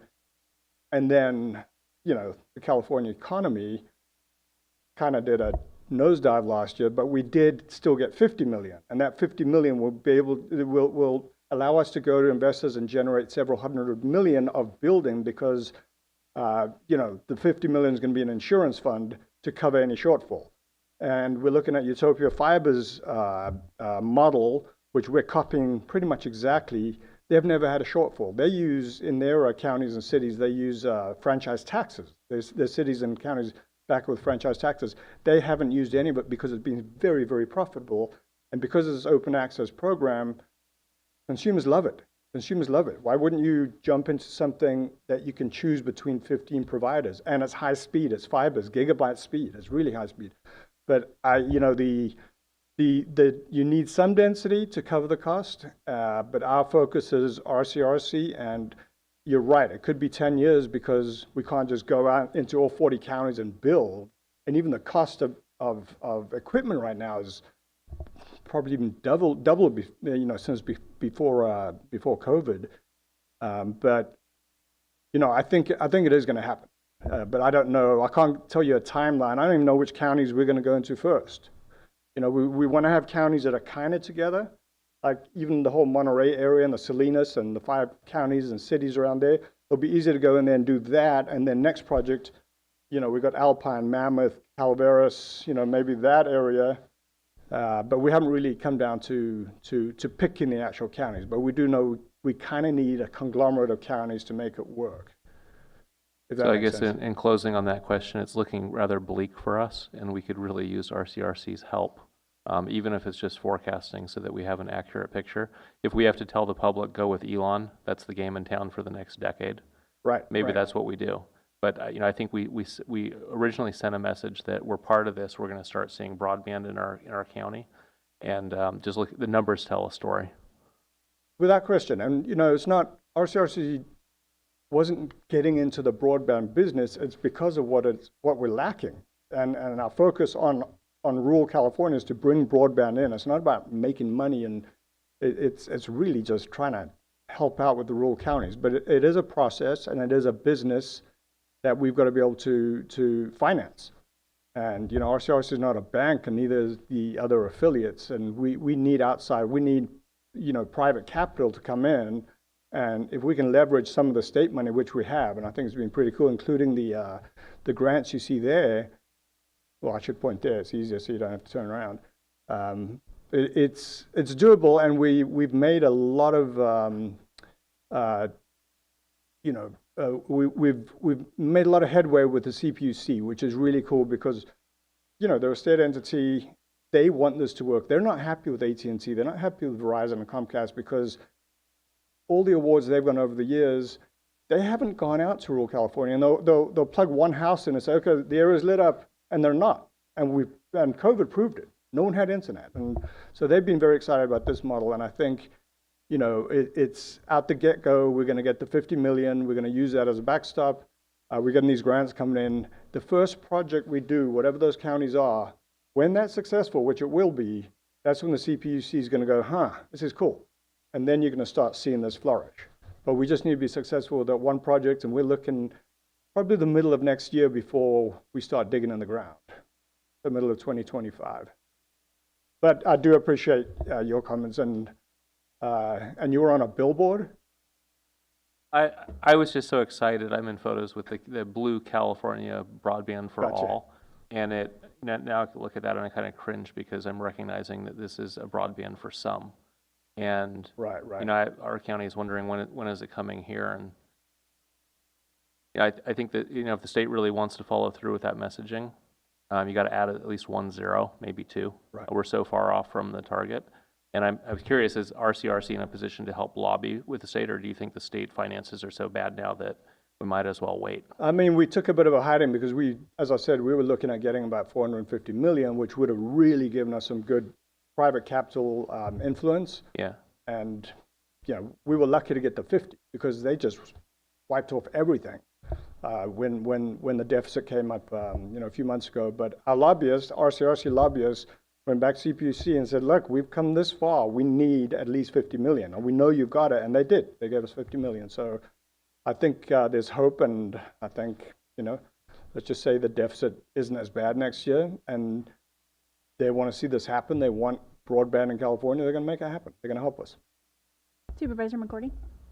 Just to reemphasize, I agree with Supervisor Williams that wireless is something that is probably going to be necessary for a good portion of our county just because of the vastness of it and the low population density. And I'm on wireless myself. It works well.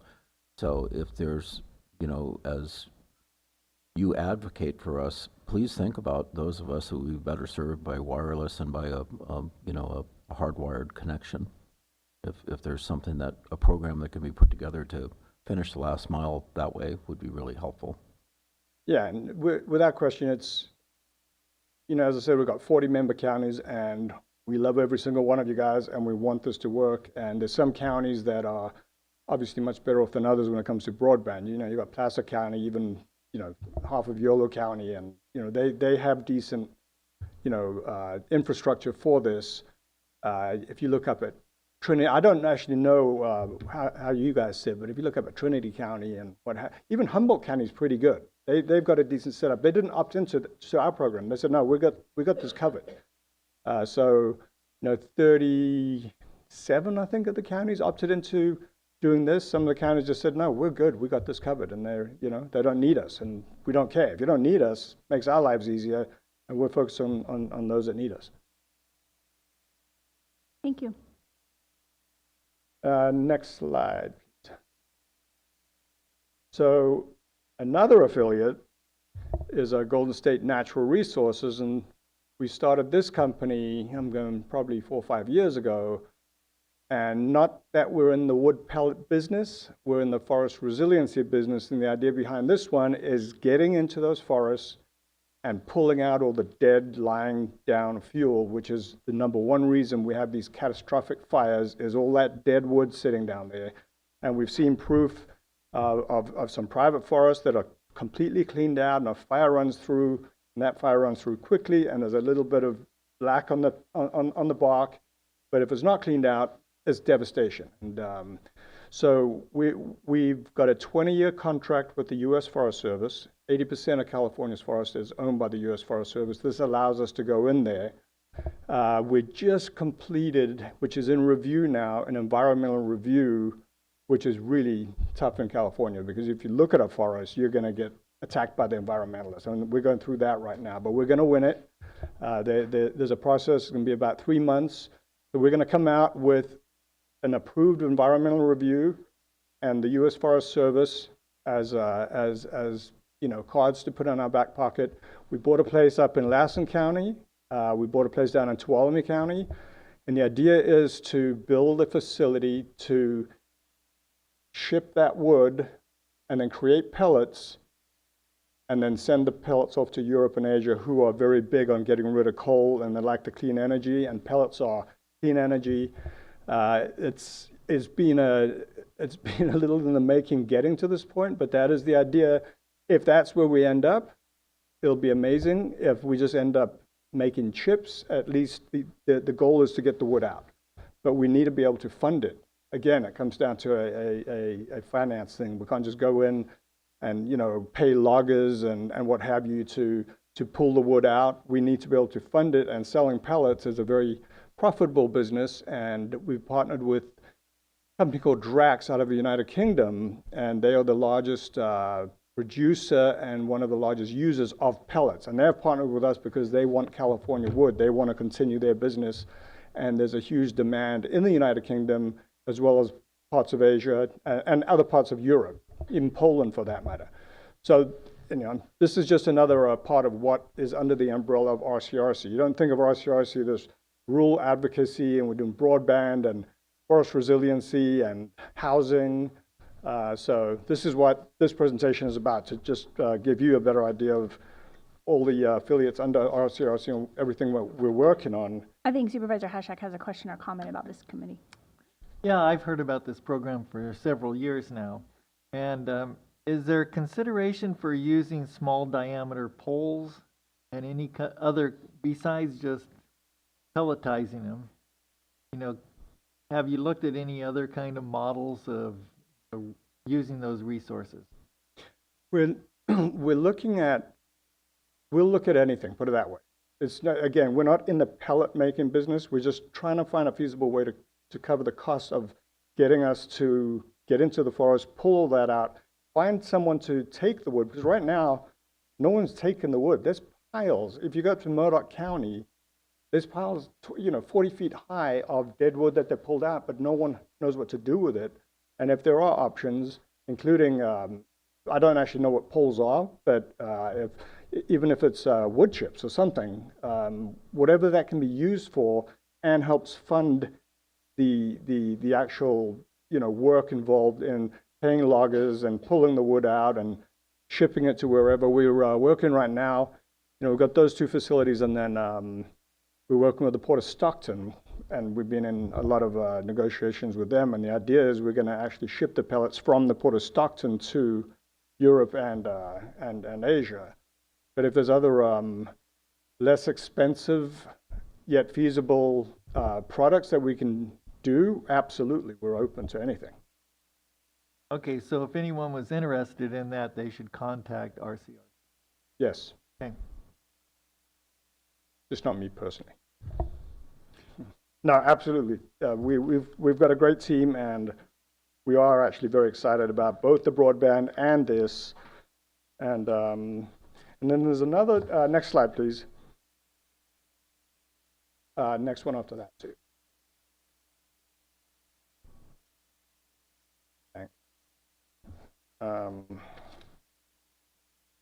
So this group's been around for a while. It's another joint powers authority. So Golden State Finance Authority, Golden State Connect Authority, and the ESGJPI are all joint powers authority. So they're made up of counties. They're a government entity made up of counties.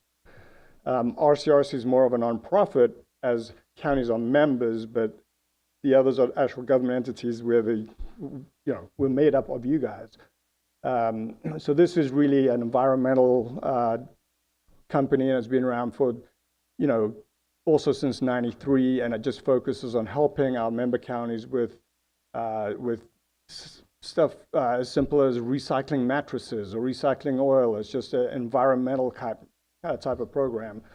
But it's been around. The members enjoy it and they use it, and it's grown to 26 counties. It started off quite low too, but it's still growing, and out of the 40 member counties of RCRC, they're starting to join this entity more and more every month.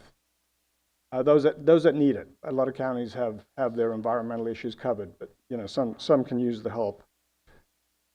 Next slide, please. And this is really the last one.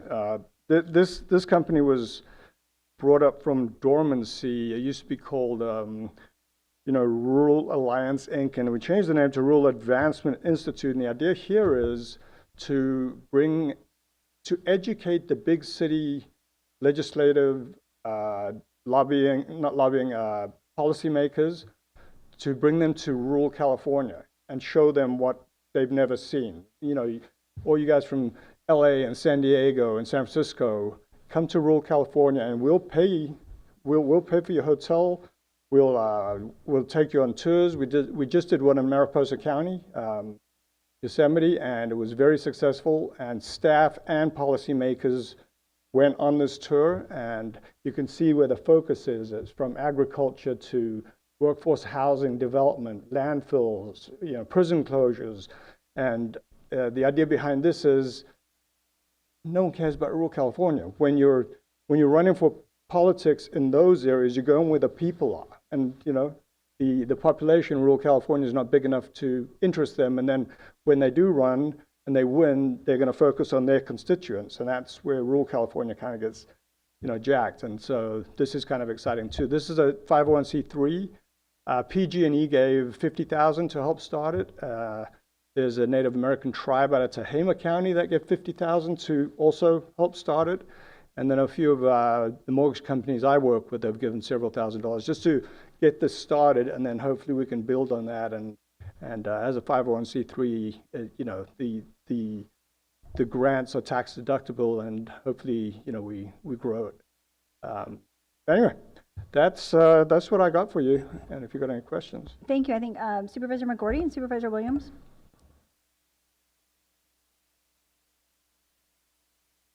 Again, you can see the depth and the breadth of the offerings of RCRC, and it's very clever that they think about having their own businesses to help support the organization. So it's very affordable to be members.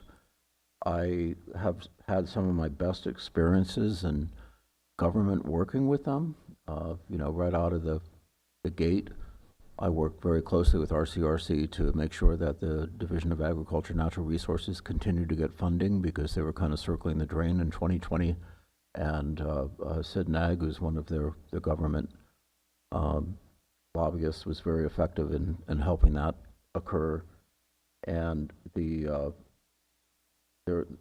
going to their meetings is always interesting. The camaraderie that exists between supervisors from other counties, really, really helpful for us to have kind of insight as to the way other counties do things.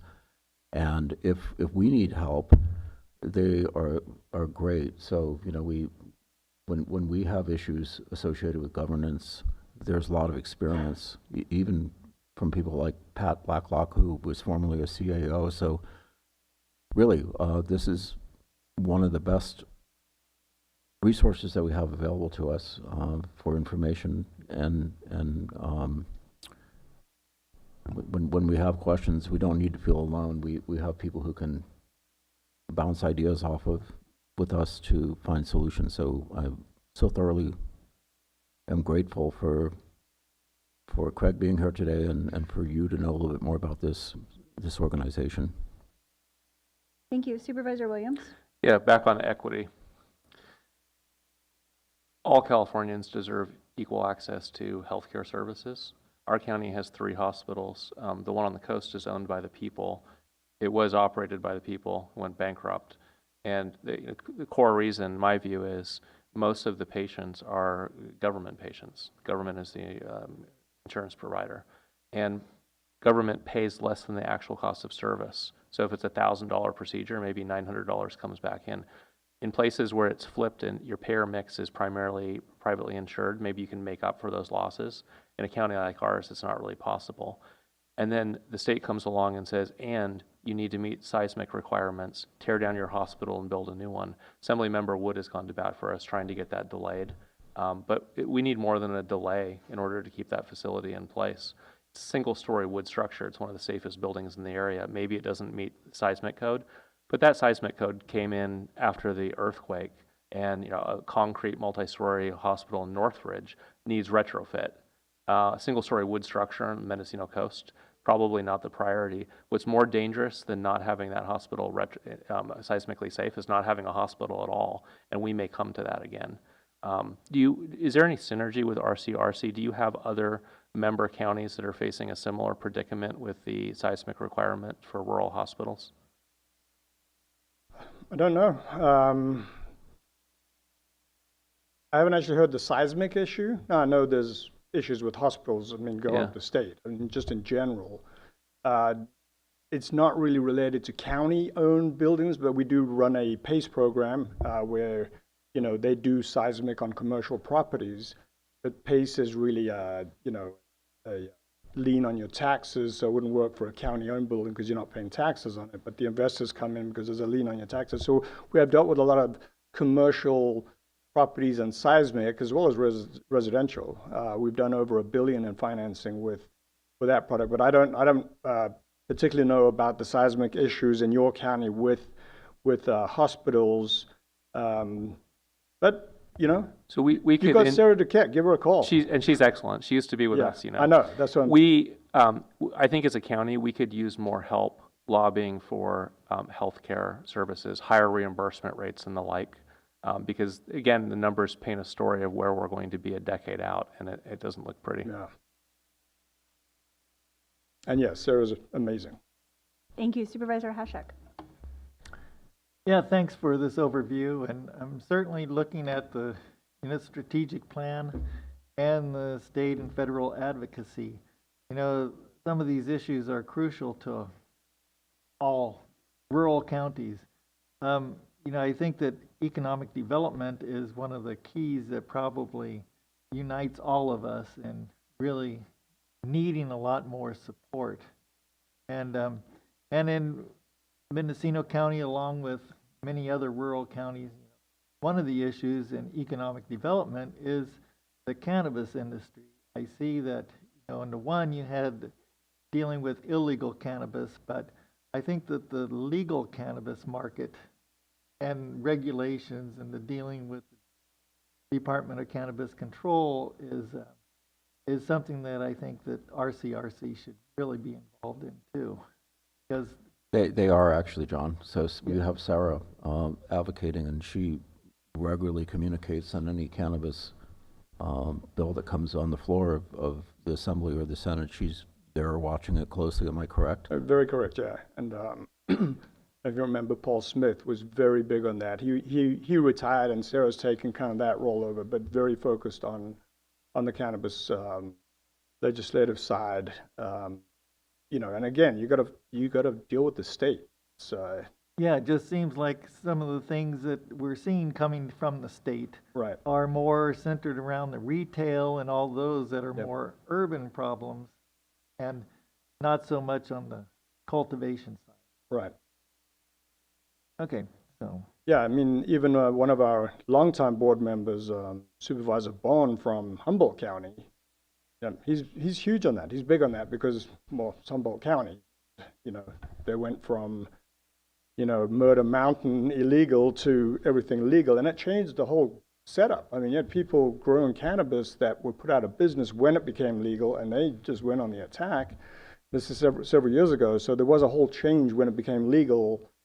It changed a lot of economic development in general, whether it was illegal or legal. Making it legal changed a lot. And there was a lot of public comments. I don't know if you said there's a Netflix movie about it called Murder Mountain, and it's based in Humboldt County, and a lot of people who go up that mountain never get seen again. But Supervisor Barnes right there just nodding at the public comments that are going out the door, just coming in. It's kind of interesting show if you want to watch it.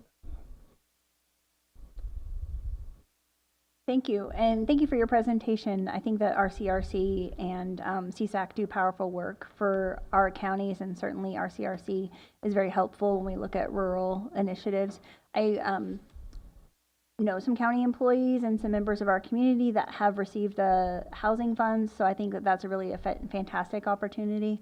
Just as we're thinking about older adults as well as child care. So if we think about family care as part of workforce development, I think that's really important as people are living longer and their working relatives may need to be supporting them in some type of way, whether that's in a care home or in their own homes. And of course, child care is always a need, especially in rural communities where resources are limited. So I just want to check that into your box there and appreciate you for coming today. And at this time, I'd like to invite public comment. There are no members of the public in the room coming forward, and I have no hands raised online. Any final remarks? No, to your point, we do have a grant fund together that we've been providing counties, and they got to repay it. But it's if you're getting funding from the state or from the federal, but you don't get the funding until you got to upfront it yourself, and then once you finish a project, you get reimbursed by the state or the feds. We put a program together where we help the counties, our member counties. If Yuba County, we gave $1 million to them to help them with their prison. And they've already paid it back because they got the funding once they completed what they need to do. So we do have initiatives like that. So you're talking about the older age or the younger. If there are projects out there where you may receive grants from the state or the feds, we have a product that we can help you get the shovel in the ground. And I'm not sure if there are, but Golden State has provided this service to our member counties. Thank you. All right. Okay, thank you very much. Thank you. Thank you, Craig. We will now move on to item 4D, discussion and possible action, including adoption of the County of Mendocino's 2025 legislative platform, and we'll give Kelly a moment to come forward. I do know that this item has been heard, I believe, 2 times at general government, so I don't know if there's any general government committee members that wish to start the item.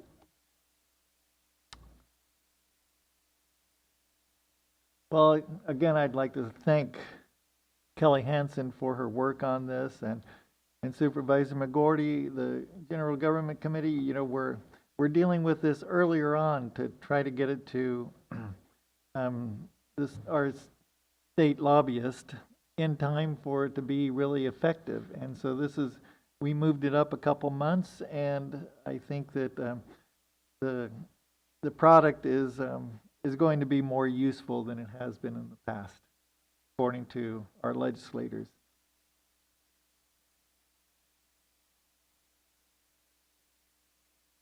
Thank you. And Ms. Hanson, are you ready with a presentation?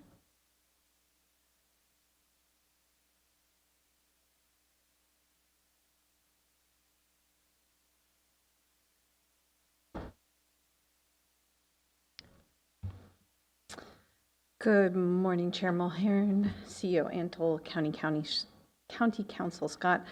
Pursuant to County Policy Number 19, the Board of Supervisors adopts an annual legislative platform reflecting the county priorities for legislative advocacy, state and federal funding, and issues of interest to the local government. Since 2016, the development of the legislative platform has been referred to the General Government Standing Committee.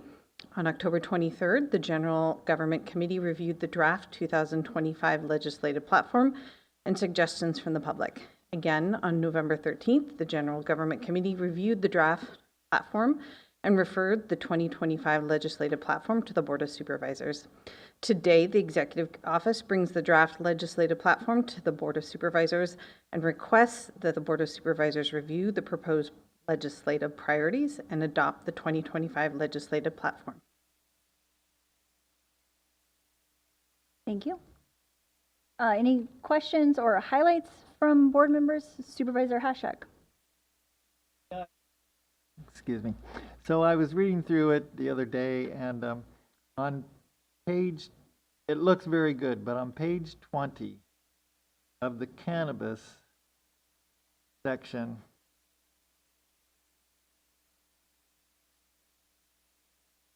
and it's the third bullet from the bottom, and I think it should read, advocate for state and federal legislation and funding and resources to combat illegal trespass cultivation of cannabis on public and private lands, support adequate funding and resources to address illegal water diversion, water pollution, erosion, poisoning of wildlife, and other environmental damage associated with trespass cannabis growing operations. I think it's important to add that resources in there because that seems like a crucial ingredient to trying to get a handle on what's happening with illegal cannabis growth. Yeah, Thank you. Supervisor McGordy. I agree, because when we talk with Sheriff Kendall about what can you do about these large illegal grows, he says, well, it's not something that we can take on by ourselves, that there really has to be kind of like a coalition of agencies to get that done. And you know, it still continues to be a big issue in northwestern California of legal grows, particularly on public lands. They're still doing lots of damage. And when we talk about watershed assessment of watershed health, illegal grows can hugely impact them, and killing wildlife and other things from the use of anticoagulants and other kind of secondary kills. So I agree with you 100% on that. And just another quick comment too on the overall quality of what we have here. I really thank Ms. Hanson for taking time to really research the issues and come up with a good list, and she's done a great job of including some natural resources issues associated with utilization of you know, forest byproducts, because we have a problem really with overstocking, and it tends to make our trees unhealthy. It also tends to make them prone to fire. And in our priorities, it's spelled out in several different places where utilization of that, those wood products, which we just heard Craig Ferguson talk about, what RCRC is doing, and the creation of biofuels, which we're starting to get some interest here in Mendocino County. So I appreciate that you came to the General Government Committee with a pretty fleshed out document that really didn't need a lot of adding from Supervisor Hashak and myself to make it as complete as it is. Thank you. Supervisor Williams. Yeah, 2 points, but first, I was also impressed. I thought a lot of diligence went in. I'm really happy with the work product. on the cannabis, this is a program the state created, and we're a rural county. We're getting stuck with a lot of the expenses related to the state's program. And I'm wondering if we can somehow clarify that we need to put more pressure on the state to come through on paying for the eradication on public lands. That can't be our responsibility. I mean, the cheapest way to do that would be to spread some male pollen on the public lands and let it go to seed, right? There's ways to tackle this. And it just seems like it's being dumped on us as a county and we don't have the resources. And then two, I think California as a whole, and we're feeling it at a local level, it's death by a million regulations. Some of them make sense when you look at them one by one, but when you look at the aggregate, you know, we have a housing shortage, but you look at what it takes to build, and it doesn't pencil out anymore. And so something's going to have to give if we want to see the resources that we need for our county to thrive. Housing is one of those core resources that we need, and we're never going to have government build houses for people. That's just not a viable path. It's going to be either people have higher incomes or the regulation is somewhat reduced. I think we need to push on the state to reduce some of that regulation or give us the local control to do it. What makes sense in San Francisco and LA doesn't make sense in rural Mendocino County. How can we incorporate that into the Ledge platform?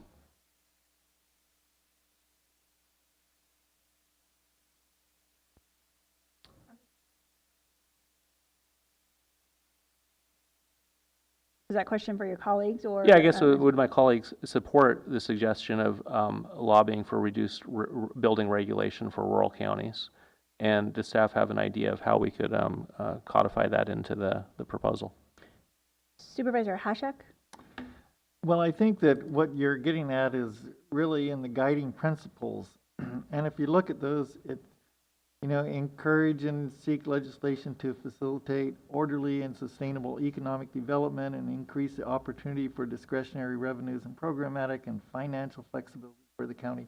You know, oppose unfunded mandates, support legislation that preserves local control, oppose legislation that diminishes local control of services and revenues. So you know, those guiding principles should give our lobbyists the kind of the ability to work on those issues that we're talking about. Supervisor McGordy?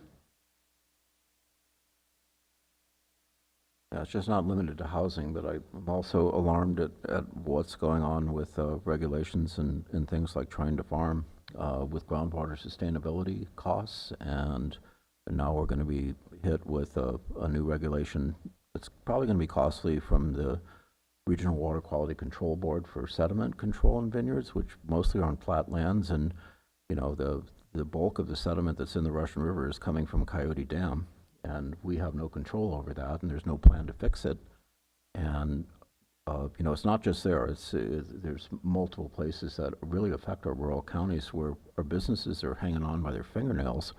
Had one of the toughest years both for cannabis and for wine grapes, and piling on with new regulations or new costs and fees to do business is going to make it really difficult for people to stay in business, especially when we're not even sure our water supply is going to be there. So these are all things that you know, we need to have people stand up for us and on a statewide level. And I agree with you, what's right for urban areas doesn't necessarily make sense here.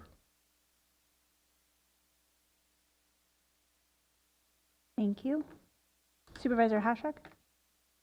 Well, I'll move approval of the legislative. I didn't have my pen up. Oh. I have a comment.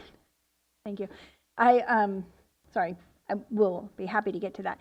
I, again, really want to appreciate the team for all the work that they put into this. You can tell that this document has just improved, and I'm really appreciative of all of the work. And for the General Government Committee for hearing it with the public several times. I think that's a helpful way to move this platform forward, and just to remind the public that this is a standing item on the Board of Supervisors agenda, and if something comes up that we feel needs to be addressed, we can make changes to it. I have been trying to find a way to incorporate the term substance misuse disorder into the behavioral health platform. It's sometimes an unspoken mandate that behavioral health for the county also includes substance misuse disorder, but I think we really need to talk about that more. Behavioral health for the county means specialty mental health, which includes schizophrenia and bipolar, but there are many people in our community that are struggling with substance misuse disorder that do not meet that level of mental health dysfunction that would require them to become a county patient through one of our service providers or through the county. Certainly, it could be incorporated in the bullet points when it calls for mental health services and substance misuse disorder. I was thinking possibly just in the paragraph that says state and federal resources and flexibility are needed to improve access to mental health and substance misuse disorder treatment would then sort of capture then all of the bullet points and capture that as a need in our community. And I didn't have a chance to discuss this with Dr. Miller in advance, but if my colleagues support including that term, I'd appreciate it if we could have that included. Supervisor McGordy?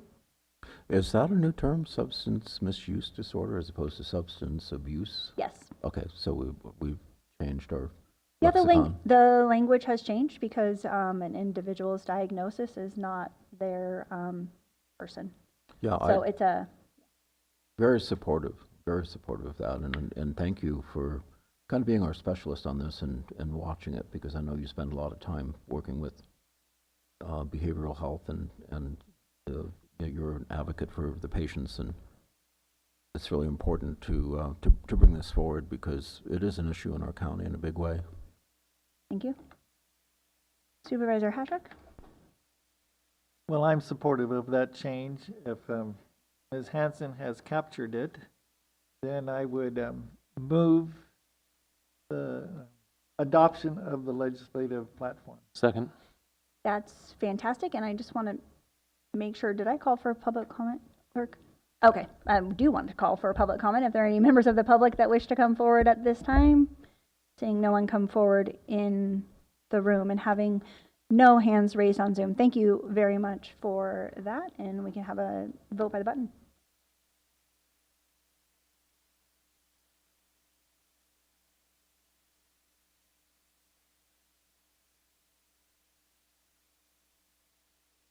The motion carries unanimously.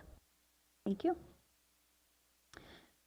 We will now move on to item 4E, discussion and possible action, including adoption of resolution of the Mendocino County Board of Supervisors accepting the grant deed conveying real property from Ukiah Pacific Associates to the County of Mendocino for acquisition of the right-of-way for extending Feedlot Lane and accepting this road segment into the county-maintained road system. If Howard DeShiel is on, and maybe, or somebody from DOT's team, we could pull them over, but I would look to the ad hoc if they'd like to report out.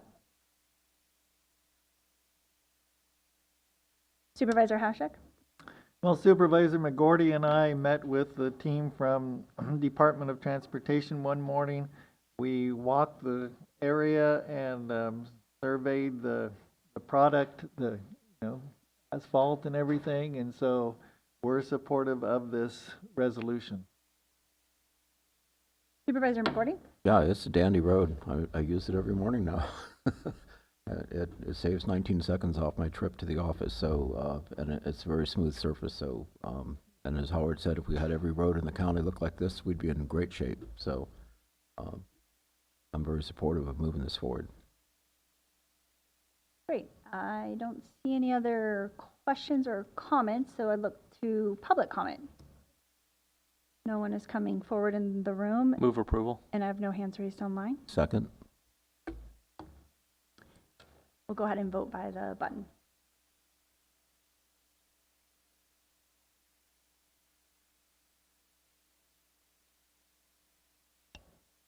The motion carries unanimously. Thank you. Item 4F, discussion and possible action including direction to staff to continue researching the feasibility of establishing a community facilities district in lieu of a homeowners association for the traditional neighborhood in the Bella Vista Subdivision project, including possibly entering into an agreement with a qualified firm to provide technical support. Director Krog, welcome. Julia Krog, Planning and Building Services Director. So this item is a follow-up from when the board adopted and approved the Bella Vista Subdivision Project April 11th, 2023. And as part of that, there were conditions of approval requiring either establishment of a homeowners association or other oversight instrument as approved by the county. There's two neighborhoods within the Bella Vista subdivision, if you recall. There's a senior neighborhood and a traditional neighborhood. So today we're really just talking about the traditional neighborhood. The senior neighborhood will be handled separately. The developer for the project has been in communication with the county requesting the establishment of a community facilities district for the traditional neighborhood, which would fund the maintenance of the parks, both the linear and neighborhood parks, as well as the landscaping strips within the roadways. The developer has stated that the costs for a homeowner are lessened when a community facilities district is established as opposed to a homeowners association. And the city of Ukiah has expressed interest in taking on the responsibility of the actual maintenance of these landscaping strips and the parks, provided the county sets up a community facilities district to fund the cost. Staff is seeking direction from the board today to authorize continued research into the feasibility of establishing a community facilities district for the traditional neighborhood. Staff feels that at this point we've expended what is the reasonable amount of time with the applicant working on this absent full board direction, so that's why we're in front of you today. Staff also requests the ability to work with a qualified firm to provide technical support to address some questions that the county has, both my office and the auditor controller, treasurer tax collector's office as well. And this would allow for us to be able to come back to the board for a future agenda item that would have, be able to balance any of the concerns from county staff that we've received technical support on, and ask for formal action then at that time to move forward with the community facilities district. So I see this as sort of the first step in a two-part step. So today, not asking for the board to formally say, yes, move forward with the community facilities district, but asking you today to authorize staff to continue researching the community facilities district and possibly entering into a contract with a qualified firm for that technical support. Thank you. And I do believe the developer's agent and representatives of the application are in the audience and possibly online as well. Thank you. Supervisor Hashak and Supervisor Williams. Well, I'm supportive of this. I appreciate Director Krog's time with me yesterday discussing the issue, and I appreciate that the developer is going to pay the cost for the technical assistance that we need. So I'm very supportive of this, and if it decreases the cost to the homeowner and can make that happen for them, that's going along with the goals of this board too. Supervisor Williams. Yeah, this is pro-housing. I move the recommended action. Thank you for that. We do need public comment, and Supervisor McGorty has a... Yeah, just a quick question. So what all does this cover? What would be the scope of the community facilities district activities? So the community facilities district would be essentially establishing a funding mechanism for the cost of associated maintenance with the neighborhood park that's part of the subdivision, and also there's linear park strips throughout the subdivision, and then landscaping strips within the road sort of prism as well. Okay, so it's not about the roads, it's about the landscape that's on the roads. That's correct, yes. Yeah. And so, I'm thinking eventually this would be probably part of Ukiah, right? So that... It is within the city's sphere of influence, yes. And is there any projection as to when Ukiah might annex this property? CEO Antle, I know you talked with them someday. I think it's unknown at this time. I think the board approving the master tax sharing agreement was a step forward towards those types of conversations. Yeah. LAFCO just had its first annexation of West Side property into the city with the new tax share agreement. So this seems like a smart way to do it. Homeowners associations can be quite contentious and difficult, so this kind of makes it easier for people who live there and guarantees that there will be some level of maintenance. And if the city of Ukiah is willing to step up, we don't have the capacity to do it, obviously, so having an agency that can do the work is really smart, and the city of Ukiah is set up really well. So I support this as well, and did someone second this? You can go ahead and second. I'll Thank second you very it. much. And then I'd like to invite public comment, make sure that if there's any members of the public that wish to comment.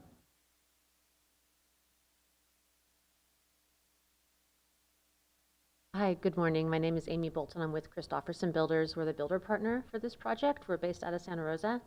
I just wanted to let you know that we're here with any questions you might have. And we are familiar with this. We've used it a number of times in other cities. Most recently, as I wrote in my note yesterday, in the town of. Thank you. Thank you. Yeah, I think as Supervisor Williams said, this is pro-housing, and the board has supported this project and continues to support it. I think, grateful for staff working with the city of Ukiah and trying to sort out what it would look like to continue this project to move forward. And of course, thank the developer for offering to fund the consultant, which is a critical piece of making this move forward. And we have a motion and a second, so we'll do vote by the button. Yes.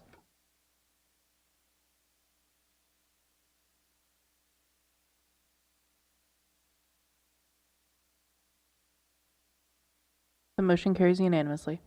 Thank you. At this time, we will move on to item 4G, and I am going to do my best to say this absolutely correctly. The Board of Supervisors will go into recess for item 4G and will convene as the Board of Directors of the Air Quality Management District. The Mendocino County Board of Supervisors does not receive any additional compensation or stipend for acting as the Board of the Mendocino County Air Quality Management District. Item 4G is a notice public meeting, discussion and possible action, including direction to staff as necessary for updated fee schedule and receiving public comments regarding the proposed adoption of a regulation establishing an updated fee schedule for the Air Quality Management District. Mr. Lopez and Mr. Gearhart.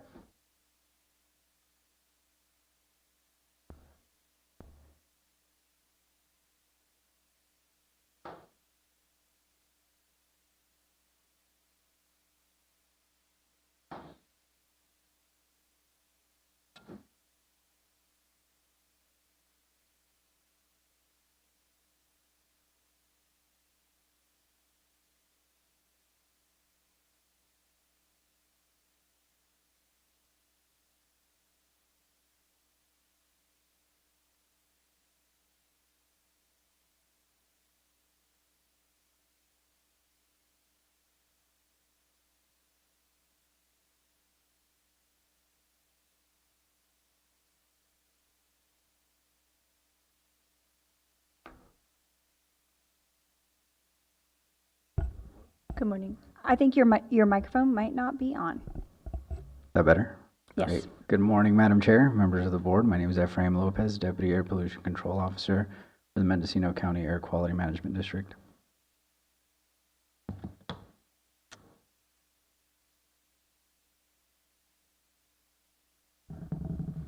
So I'll introduce myself as well. I'm Doug Garrett. I'm your interim air pollution control officer. Good morning, and Ephraim's going to give you a presentation, then we'll start discussion.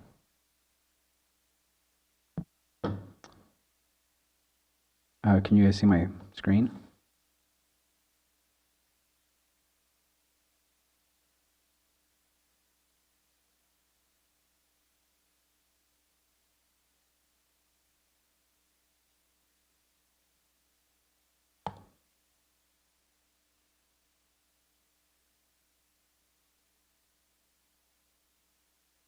There we go.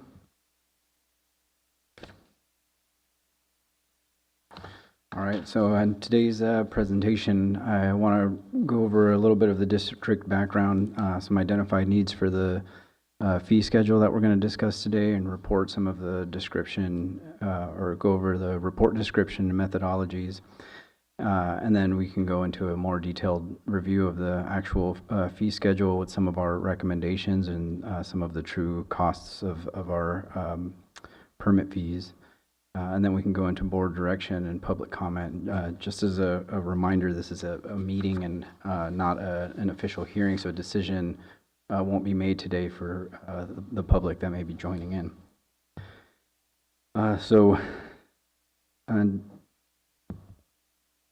In today's presentation,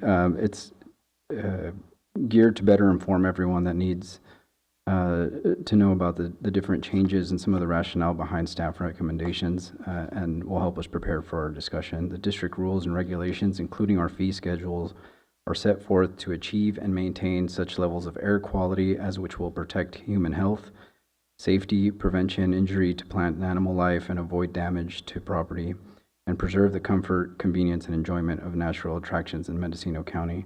Currently, Mendocino County generally maintains clean air, and this is proven by our current attainment status. Though that may be changing soon due to an increased PM 2.5 in parts of the district and the new national ambient air quality standards. It's the intent of the district to adopt and enforce rules and regulations which ensures that a reasonable provisions are made to achieve and maintain state and federal ambient air standards for the area under the district's jurisdiction and enforce all applicable provisions of state law. The district is governed by the Clean Air Act and the California Health and Safety Code, and we are primarily funded by fees, which is consistent with the Clean Air Act, which states that facilities shall pay for the cost of being regulated. With that said, the California Health and Safety Code has some specific limitations and or requirements that we can summarize in the following table here. These are the health and safety codes on the left of the table, and then on the right, it's more paraphrased or summarized into what is potentially a very long code. So we can go through these. 40701.5 provides the district with the ability to fund the activities through the combination of grant, subvention, permit fees, penalties, and vehicle registration surcharges. And we do have some of these in consideration within the operations, though fees is largely what we're talking about today. 41512 provides the district with the ability to set fees after a public meeting, which is what we're doing today, to recover the costs associated with evaluating, sampling, calculating, reporting, preparation, sources, and emissions. Provided that fees do not exceed the cost of providing those services, which is one of our limitations. 41512.7D2. This one is important to acknowledge in that it has language that enables the district to increase individual fees for service for permit to operate and authority to construct permits by no more than 15% each year. And we'll go through which ones are subject to this 15% increase. In other words, renewal permits or permits to operate for an existing facility, regardless of what the cost is for adopting a fee schedule, they can only go up by 15% each year. Authority to construct do not, although there is one caveat in that you can technically have an authority to construct for more than 1 year, in which case there are really limited instances that an authority to construct could have the 15% increase limitation applied to it as well. And then 42311, this section enables the district to establish fees by renewal, evaluation, and issuance of permits for stationary sources, non-vehicular sources, emitting toxic air contaminants. And hearing board fees is primarily with the hearing board and the California CPI, which we do have a California CPI applied every year, which is it's fairly minimal. So here's some of the identified needs, which is what I was tasked with finding out is where we're losing and how much money we're losing and what we're going to need for a fee study. So the last time the district fee schedule was updated substantially was in 2001 with an addition of a schedule, and before that I believe early 90s was the framework for the current fee schedule. So it needs some modernization and some attention since those dates. As you saw in the last table, ultimately the codes that were mentioned in the Health and Safety Code basically reiterate the regulations from Proposition 26 and 218 in the district, which says we can't charge any more than what it takes to operate the district. We don't make any money, so to speak, and therefore it's critical to ensure that the costs are being calculated for this type of analysis, and they are incorporating all the costs, direct and indirect, associated with providing the fee-related service. And then this table summarizes the cost. So we're losing about $500,000 every year, and our cost recovery is about 42%. With that said, the motivation behind the cost for service or the user fee analysis is for the district board and program staff to maintain services at a level that's both acceptable and effective for the community, and to maintain control over the policy and management of these services. If we're losing $500,000 every year, then how are we covering these costs right now? We're taking some temporary measures, which we've discussed a little bit with this board during our budget hearing. But I wanted to summarize some of that because there was a few questions from this board earlier this year, and this may help give an idea to some of those questions. So one thing that's been helping us a lot, but is very much a temporary measure, is DMV fees. So we get fees from the Department of Motor Vehicles. It's about $3 every time somebody pays for their registration fee. Some of that money goes to the Air District, and we can use it to offset. The overarching picture is to offset the pollution from ozone from mobile sources. We can use it for district operations. Ideally, if you look at the reasons why we get it more, it's supposed to be for community benefit or to help clean the air. And the approximate funding for that's about $250,000 that we've been using to keep us afloat. I was asked about some of the grants. So some of the CARB grants that we get from the state for implementation funds. The implementation funds is what we can use for like salaries and benefits, essentially.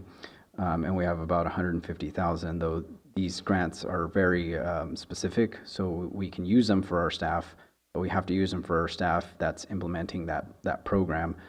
So we can't use that money for our staff to then implement a different permit program, for example. It can only be to implement that grant.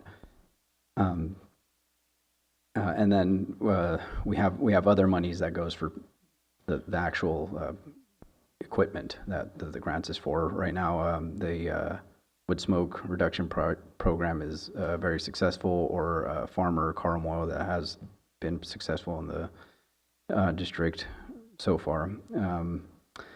We have some other funds that are specific for equipment that have been helping us, and we have a very strong need for new equipment. It's barely hanging in there.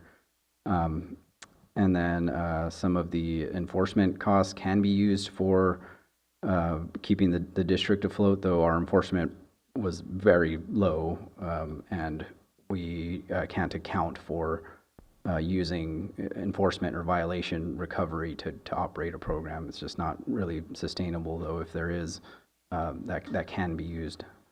And then one of the biggest things that's been helping is that the staff cost savings. The district was very understaffed for quite some time, and therefore we had very little, we were generating very little revenue, but we had very little overhead.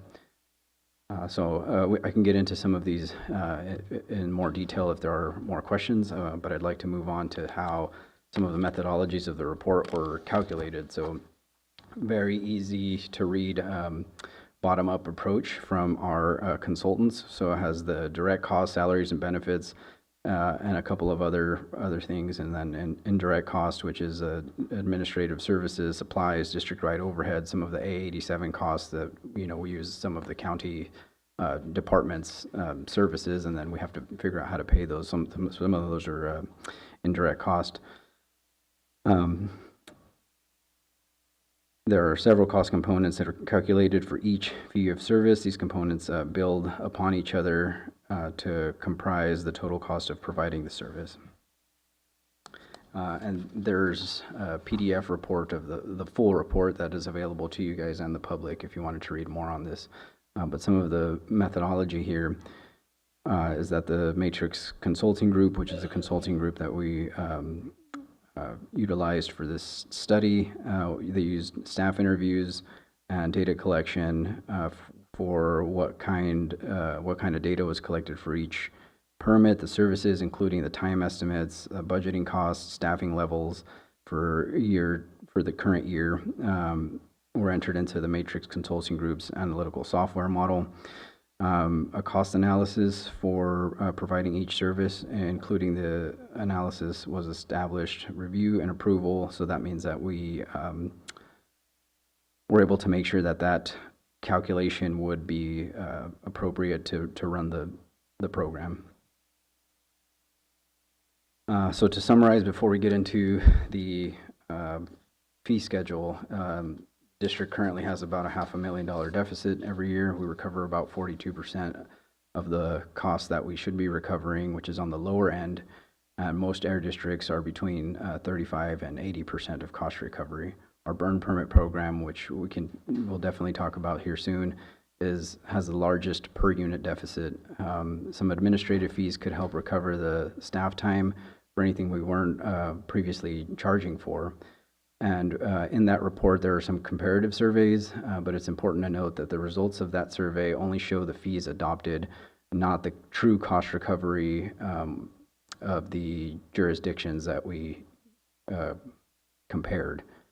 Another way to say that is the other districts that we compared with, whether or not they have a true cost recovery or if they're updating their own fee schedule, is if they adopted a policy that is under cost recovering, that's the comparison we're doing with our full cost recovery findings. So they aren't an apples for apples comparison. And the purpose of today of the fees is to maintain a service at a level that is both acceptable and effective for the community, and to maintain control over the policy and management of these services. So let's hop into this fee schedule. I've enlarged it in this presentation as best I could for ease of reading, though there is a PDF copy available to you guys. It should be in front of you if you can. But please consider that the following costs are based on an ideal district at full staffing and also at the capacity of that staff. At the same time, it's a snapshot in time. And this study was meant to help guide the decision on what the final decision will be for our fee schedule. And this is right now based on facts and what's available to the district and what the cost recovery looks like for us right now, or what the cost of the program is. It doesn't necessarily mean that's the decision on what is going to be the final fee. So I'm going to try to summarize these. So we have 12 schedules. Schedule 1 is electric motor, and you can see the current fee that we charge.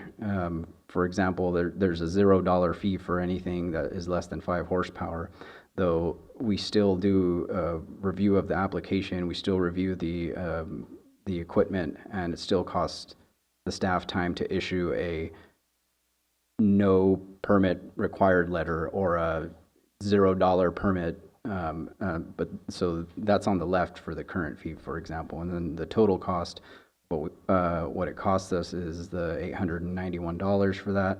And then there was some oversight in these columns here, so I apologize for that. It was a little bit of confusion on the 15% rule for the annual permit renewal fees, which are all subject to the 15% fee. So I try to clean it up and then put the proposed fee for adoption for what it would actually be if you go from right now to full cost recovery, and then on the 15% renewal fees. Schedule 2 is fuel burning and power generation equipment.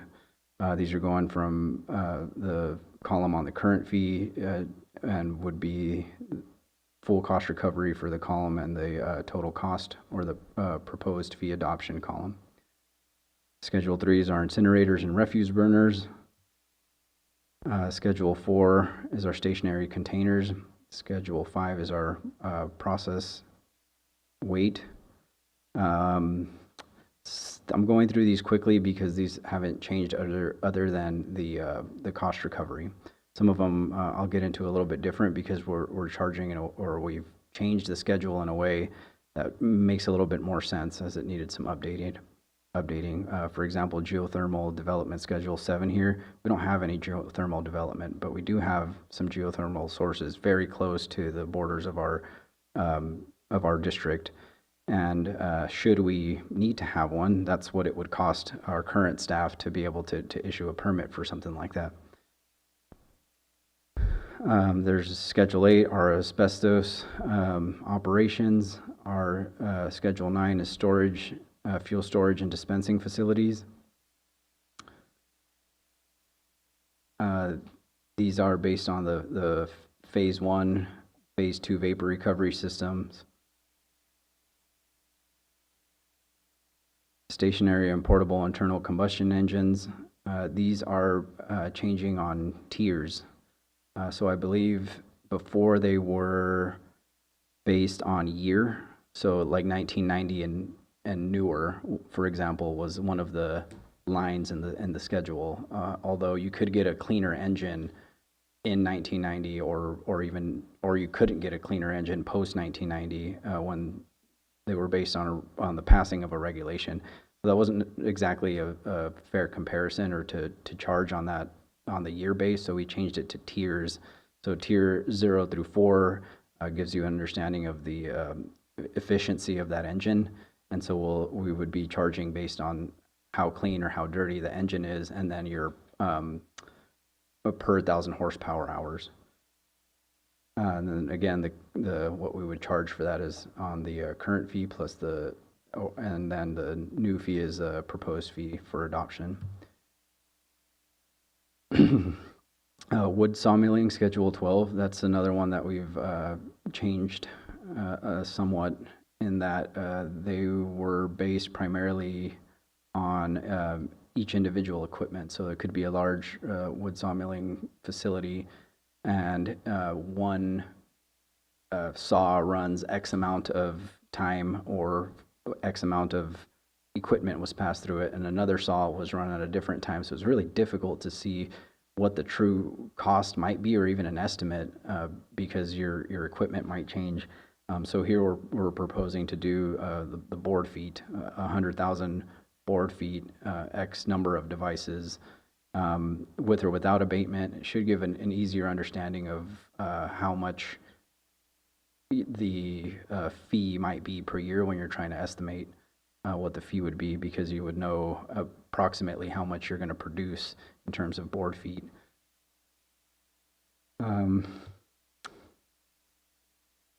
Dry cleaners. These are pretty self-explanatory here. It's just a initial application fee and then a renewal fee. So Schedule 18 is our burn permit program, and probably the one that we would discuss the most. There is some sticker shock here in that it is the most, it's the biggest deficit. So if you see, we charge $19 currently for our regular residential outdoor open burning, and it's costing the district $1,183. So there's a big deficit there in that. One of the reasons why it is so high that I wanted to bring to your attention is because the permit fees covers the program, the burn program, and the complaints to the district, the number one source of the complaints is open outdoor burning. So if we were to receive a complaint, drive out, investigate the complaint, and then there's no enforcement action after that, all of that cost is covered by the annual burn permit program.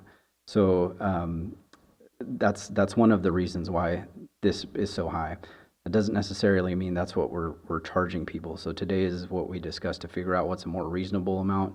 The proposal that I have to start off with is a $135 increase, and even that 19 to 135 may be a little bit shocking. So I'm open to any of the discussions that we can have today.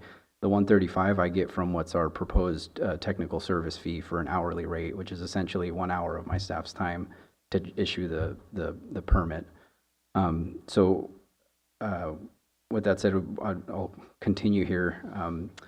The next one is the technical service fee, which is going from $100 to $135. And there's a couple of other administrative charges, change of ownership, duplicate permit fees. These were stuff that we didn't necessarily charge for. They are new because they were in kind before. Anyway, thank you. And I think at this time we can go into public comment and board direction if you'd like. Thank you, Ephraim. I'm going to start with that presentation was not included in our agenda packet, so please email it to the clerk so that it can be uploaded. Thank you for your work, and just a reminder for the board and the public, today's agenda item is for us to provide direction. You were previously given direction to do a fee analysis and do this sort of cost accounting study for the board so that we could understand the fees. And part of the report does say that this is just intended to guide policy discussions and not necessarily to serve as a recommendation. So I'll start that conversation with Supervisor Williams. Yeah, I wanted to thank you for the presentation. I thought it was thorough, and the numbers look credible. And I know anybody talking about fees is always in the hot seat, so you have my empathy. We're often in that position as well. I guess, the public perception is people pay federal, state, and local taxes, and this is a core government service. And I buy into it. I think it's valuable. I care about air quality. I think most of our residents care. But I think they're going to take issue, especially with the burn permit fees. And I see a contradiction of public policy goals. We live in a high fire risk environment, and fuels reduction is the most viable path to save lives and property.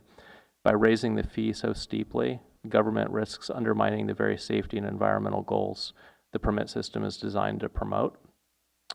I think charging such a high fee for a basic permit transforms the government's role from ensuring public safety to imposing punitive financial burdens on residents. So I'm not going to support the 135. In fact, not only do I think we should leave it where it is, I think we should drop it to 0. I think in recent years we've seen CAL FIRE promote prescribed burns in a way that we haven't seen historically. I think we're recognizing that we have this unnatural arrangement of fuels from 70 or 80 years of successful fire suppression. And if we don't do something about those fuels, we're going to have another mega fire, which has an impact to lives, property, the environment, of course, air quality. So I want people to be doing their defensible space clearing and burning, disposing of that waste. And having a complicated permit system where you need 2, maybe 3 permits and various fees, it's not helping us achieve the goal of cutting down on the fuels. End of the day, people are going to burn. There will be that impact to the air quality, whether or not we charge the fee. So I don't feel it's fair to put air quality staff in a position of balancing the books, and they recognize there's an actual cost to this. I think it's this board's job to find alternative funding streams. It may be use some of our general fund, it may be seek grants, maybe CAL FIRE could help us find a grant, but imagine if we were to drop the residential burn permit and air quality permit to 0, we would have an uptake in people doing defensible space clearing. That ultimately may be the greatest win to achieve our combined goals. Supervisor Hashek? Well, thank you for the presentation. I think we've had this discussion before about dropping the rates for the, annual burn permits. My question is, how many burn permits were issued last year or this year currently? It's difficult to say because we're getting, for this year, I know that in one day we had 717 permits, and because we just opened season. Last year, I don't have that number in front of me, but I know it was about 44,000. So, yes, 4,400. 4,400? Uh-huh. Okay. And if I was reading those numbers No, wait a minute. I'm sorry. Of 44,000 is the amount of dollars for the residential burn permit. I'm sorry. It was a Okay, so it could have been about 2,000.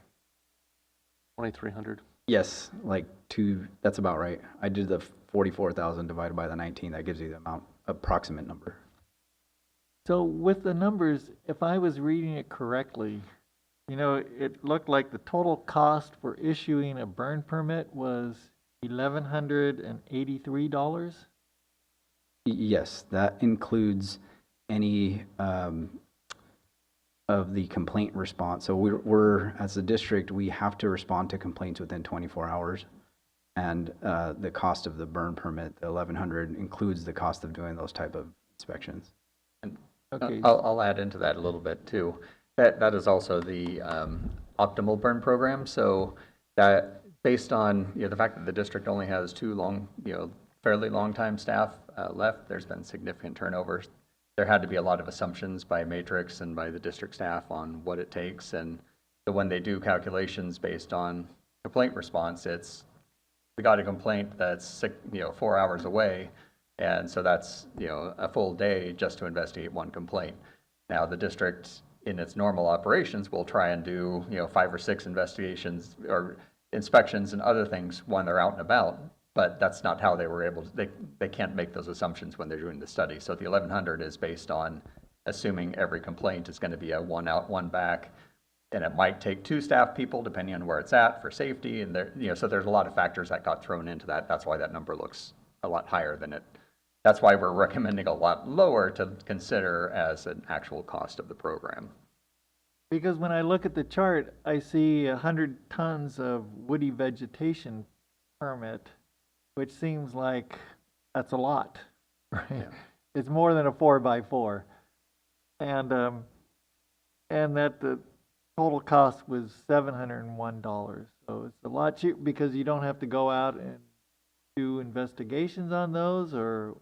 And they have control equipment, so there's a lot more controls, so they're actually lower emission than open burning because they do actually control that. There's a lot of other factors that go into how that's dealt with. So. Okay, just, I'm in agreement with the board in that we need to figure out how we can fund the burn permits at that $19 or less, because I've heard from CAL FIRE and I've heard from the, Fire Safe Council, that this is not going to work. I think that we all know intrinsically that it's not going to work, in our county to increase the cost for those burn permits. So I would, I know we're not making decisions right now, but if you could come back with that $19 or less, try to figure it out. So, if I may, part of this discussion is the $135 is what is a realistic cost, and so we're presenting you with the actual realistic cost of the burn program. So then we can figure out how do we pay for it. So the cost is the fact, that's how much staff time, and 135 is probably a good reasonable number. But now we need a policy, and we need to come back and say, how do we pay for this? And then we don't. We need to know what kind of money we need to look for. What kind of grants we need to look for. What kind of other sources of funding do we need to look for? And in order to do that, we had to have the actual cost of the program. So that's why that number is important to say. This is 135 is the real cost. But now we can say we know what the real cost is. So let's figure out a way to go and find funding or other ways to pay for that cost. So if we figured out the real cost of what we needed, it would be the 135 minus the 19, which is the differential currently. But it would just be the 135 because the 19 is what we're doing now, but we're supplementing with other funds that are one-time or short-term funding. So we need 135 is the actual cost to the district, and then we would need to supplement that unless you want to keep it at 19. Times 2,300. Right.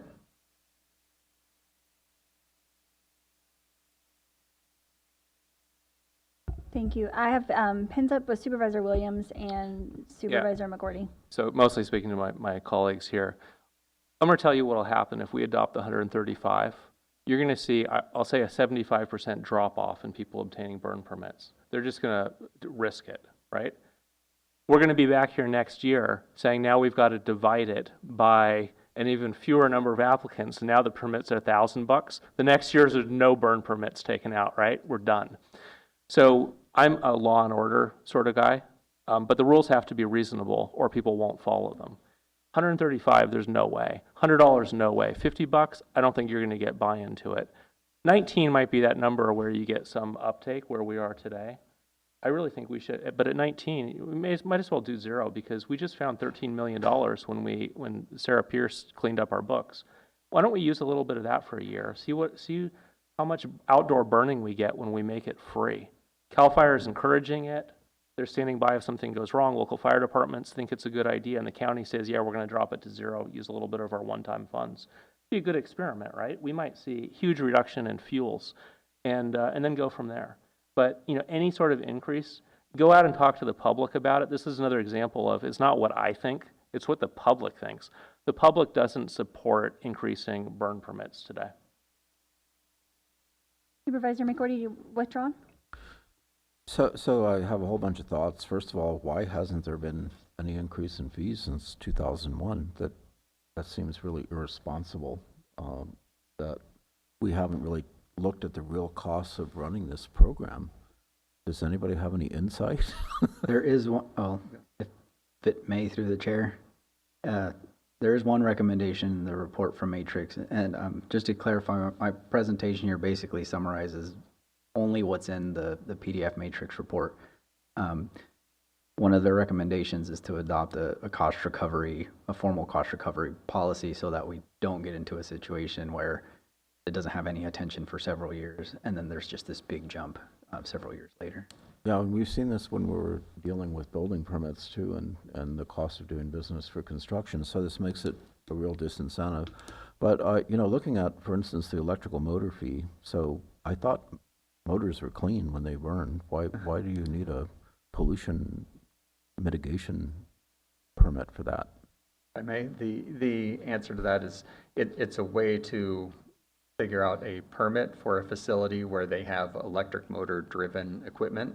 So trying to understand the emissions, like electric motor driven saws or other unique devices. We're trying to figure out how to require a permit, or how to deal with that source may be challenging, but the horsepower of the motor is a simple way to track.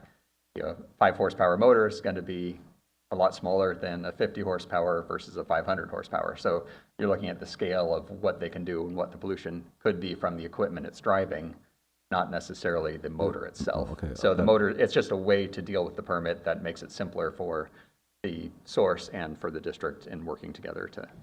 So is that a one-time fee when you're initially starting up, or is that something you expect every year?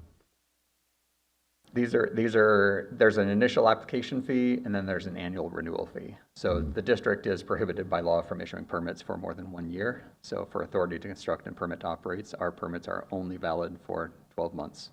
So every year they have to be evaluated, renewed, and that requires us to actually evaluate the source and make sure they're compliant. There's a lot of steps that go into that every year. So some of these fees look pretty extraordinarily large increases, which, given, I'm thinking particularly the health of the agriculture business right now, would be just devastating if we were to impose some of the fees that give us a complete cost recovery. And I have to think with this in 2 different ways. One of them is having a sustainable program where we can afford to manage our quality in our district, but also have a sustainable community that can afford to have that affordable program.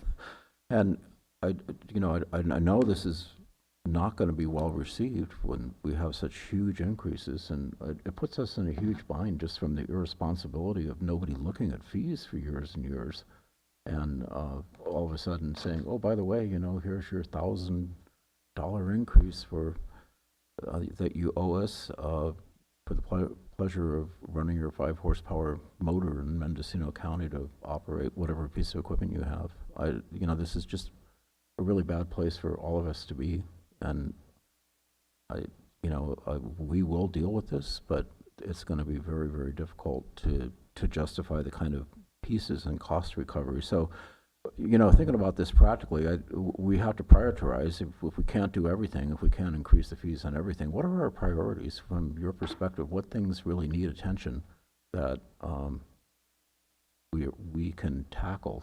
Supervisor Williams has one suggestion, particularly for burn permits, because that seems to be something that we see every year, and it's an important part of our landscape management. So from your perspective, what are our priorities as we go through this list? That's a pretty big challenge. I mean, it all comes down to funding and having the district actually funded to the level that it's supposed to be, so that we're not using one-time funds or special funding options, or taking the administrative funds for grants that should go into projects to benefit the community.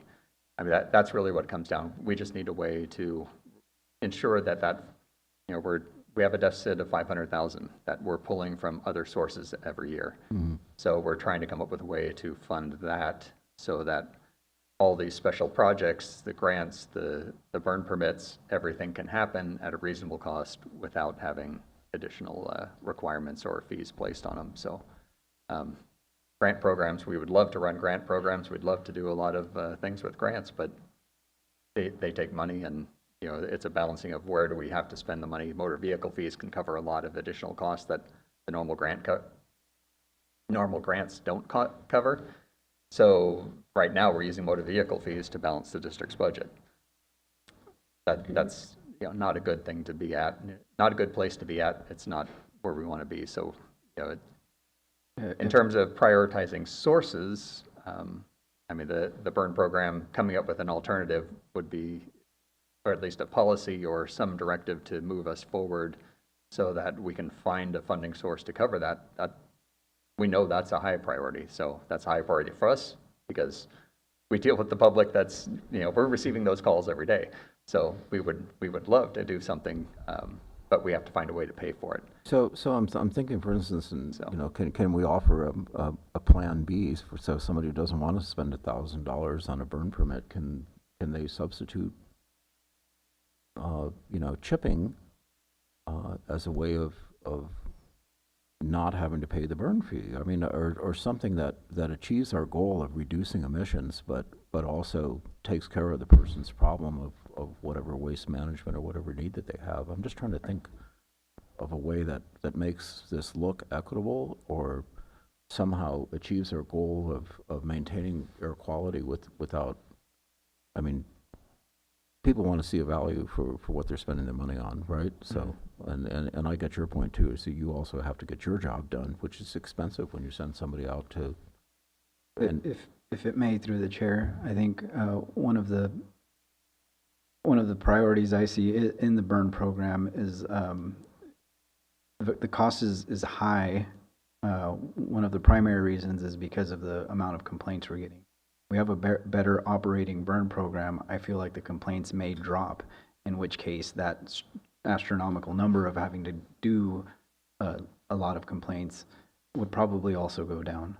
And if I look at this from a Deputy Air Pollution Control Officer perspective, trying to inform my board of what it costs the district to run this program right now, that's a different perspective than saying the people I'm trying to serve and protect, what's a reasonable cost for them. And I think a good starting point is finding out what policy we're going to set to have be, for example, if it's $135 of one hour of my staff's time, then we can start digging into how we could pay for it, similar to what Supervisor Williams was saying with some, we can look at our options. So the general fund could be used towards it. If we are now cost recovering a little bit more on all of our other schedules, that might free up some of our motor vehicle funds to go towards the community benefit of covering a burn program, for example, instead of just the regular operating cost, which is what they're going for now. We are currently using one of our funding sources for burn permits for larger prescribed burns, for example, and we have some money secured, but it's difficult to say how long we can offer that service if we don't know the true cost of what it is we're trying to cover, because the $19 right now is just not really sustainable for that being the goal of the district to recover. Although if we have a policy that says we're going to do the 135, that is the goal of what I'm trying to go find money for via grants or what have you, to say the cost to the community can still be much lower, although the cost to the district, this is where we're capping it, and that's what we're going to fund, so we know the deficit will be in, and we can try to plan for that, feeling that. Otherwise, when I come back to this board with our budget, I'm going to say we're still at $500,000 lost revenue, and we need to find a way to do it. We'll do a study, and we'll say we're undercharging. Well, it's really clear that we're undercharging. CEO Antle? Thank you. You know, the district is a special district. It is separate from some of the policies of which we use here at the county. This isn't particularly in line with our fee schedule. One thing I think that may be helpful is when they talk about the cost of the program, what is the cost of the burn program? At $2,300, at $1,183, that's putting the cost of just the residential burn program at $2.7 million. So I think we need to have an estimate on the volumes of these permits. Those are things that most of the departments within the county would be presenting to this board, and it would be a similar format to what you're using. Thank you. I haven't spoken yet, and I'd like to take the opportunity to thank you both for working with Matrix to bring this item forward. I want to be very clear about my early opposition to all of the proposed fees that have been presented to this board. I think this is a completely alternate direction from what we've tried to take in supporting fire safety and prevention and health and safety, and certainly supporting our local businesses that would then be held accountable to these fees, which in my opinion, are just pretty astronomical. And I would like to see a different version of a fee schedule come back that is more in line with what the county does.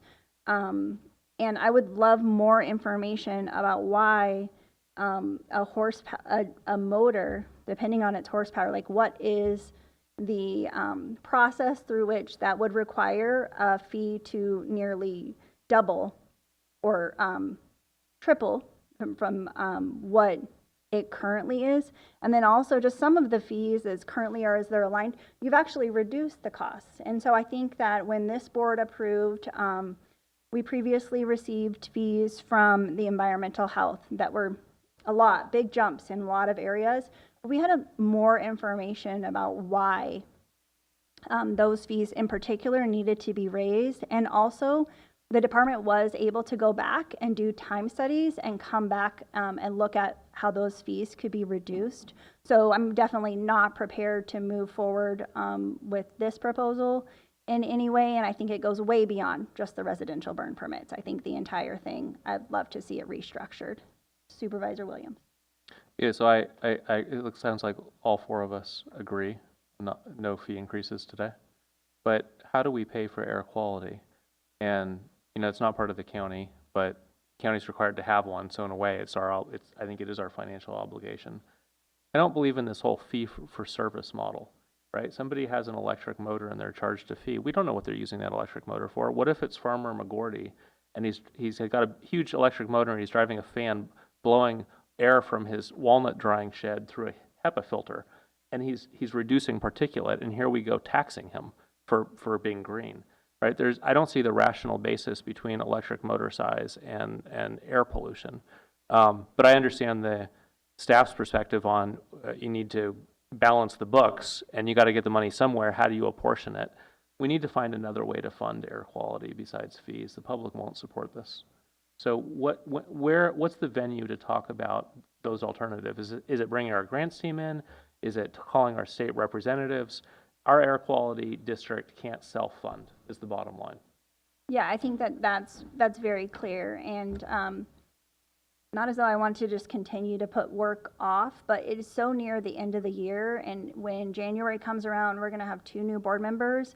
And I would love to see an ad hoc be appointed to be able to work with Air Quality District about processes. I mean, Supervisor Williams and I had conversations about the website 6 months, 8 months ago, and it still sits just as it is today. I think that the department or the agency, since you are a self-sustained agency, really could use some more direct support from its air quality board members. Is there a reason that this item couldn't be postponed until next year, 2025? Besides that you don't have any money? I would say our one-time funds that's keeping us afloat would last at best maybe two years. So we can have some time. I know that this has been in the making for 2 or 3 years. So I really wanted to bring something to this board for consideration. We could continue, though it, well,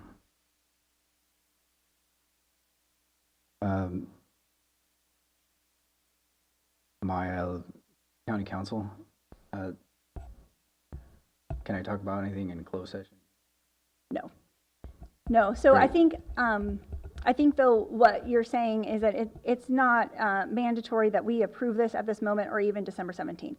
It is an option that the board can take the study that you've presented, the proposed fees that you've presented, and continue to have the conversation. I think we also need to continue to have more community conversation, especially around the burn permits. We received a lot of public comment on this item, and I think, you know, we continue to have conversations. We want to work with our fire partners. We want to work with CAL FIRE and our fire districts to really try to come up with a program. And again, I understand that it's taken some time for things in the department to get improved upon, but it seems like maybe if it's not happening with internal staff, then some more direct support from board members at this point through the ad hoc process would be next steps as far as I'm concerned.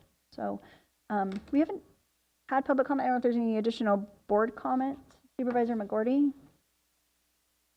Well, this is useful just from the point of view of seeing what it costs for us to comply with regulations the state's asking us to do. So here we're seeing the real cost of what running a department is, and it's pretty clear that, as I said, no fee increases since 2001. It is policy should be implemented that we review fees every year so that we don't wait 23 years before we look at the fee schedule again, because this is always going to happen. You know, inflation happens, and then we have major sticker shock. So we need to stay current.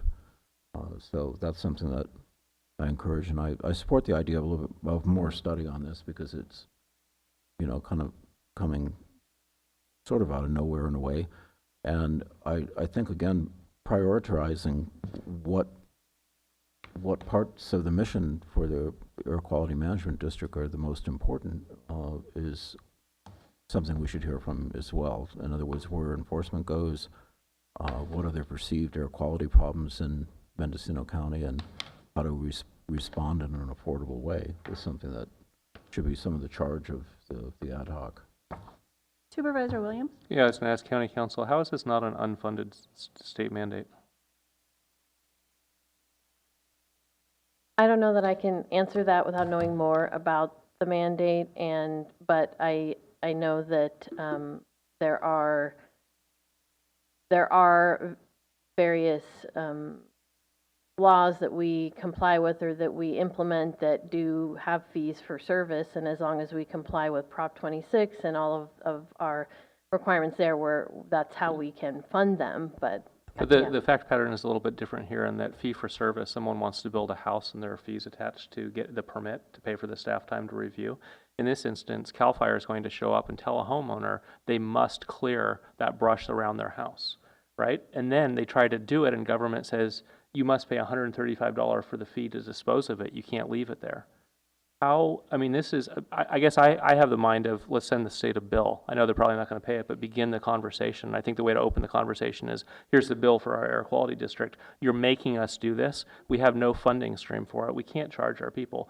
Doesn't matter what we set the fees to. If you set the fees higher, fewer people will take out permits. You're never going to bring in the revenue to cover this air quality district. What do? If the county can't backfill that with our general fund because it's a separate district that we're directors of, what does the state want us to do? We can't go printing money here. And that's basically, that's where we're at. We got this unrealistic expectation that air quality can pay for itself. It doesn't provide any services that the public will buy at a price that will allow it to sustain. The numbers don't work. So someone needs to we can have an ad hoc and we can talk about it some more, but I don't think just talking about it is going to get us there. This is a state problem. This isn't a local problem. Supervisor Hashak? Just a question about these burn permits, and a lot of the cost is for going out to the person, for the violators, right? To check on any violations or complaints. And so it seems like the person who's following the rules pays his $19 and then is having to pay, according to this plan, it's having to pay for those other people who, all the violations that are going on.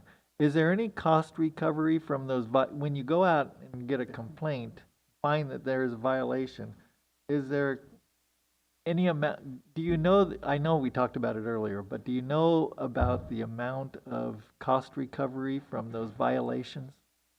And can that help offset some of it? It can. The thing is, it makes it really difficult to know.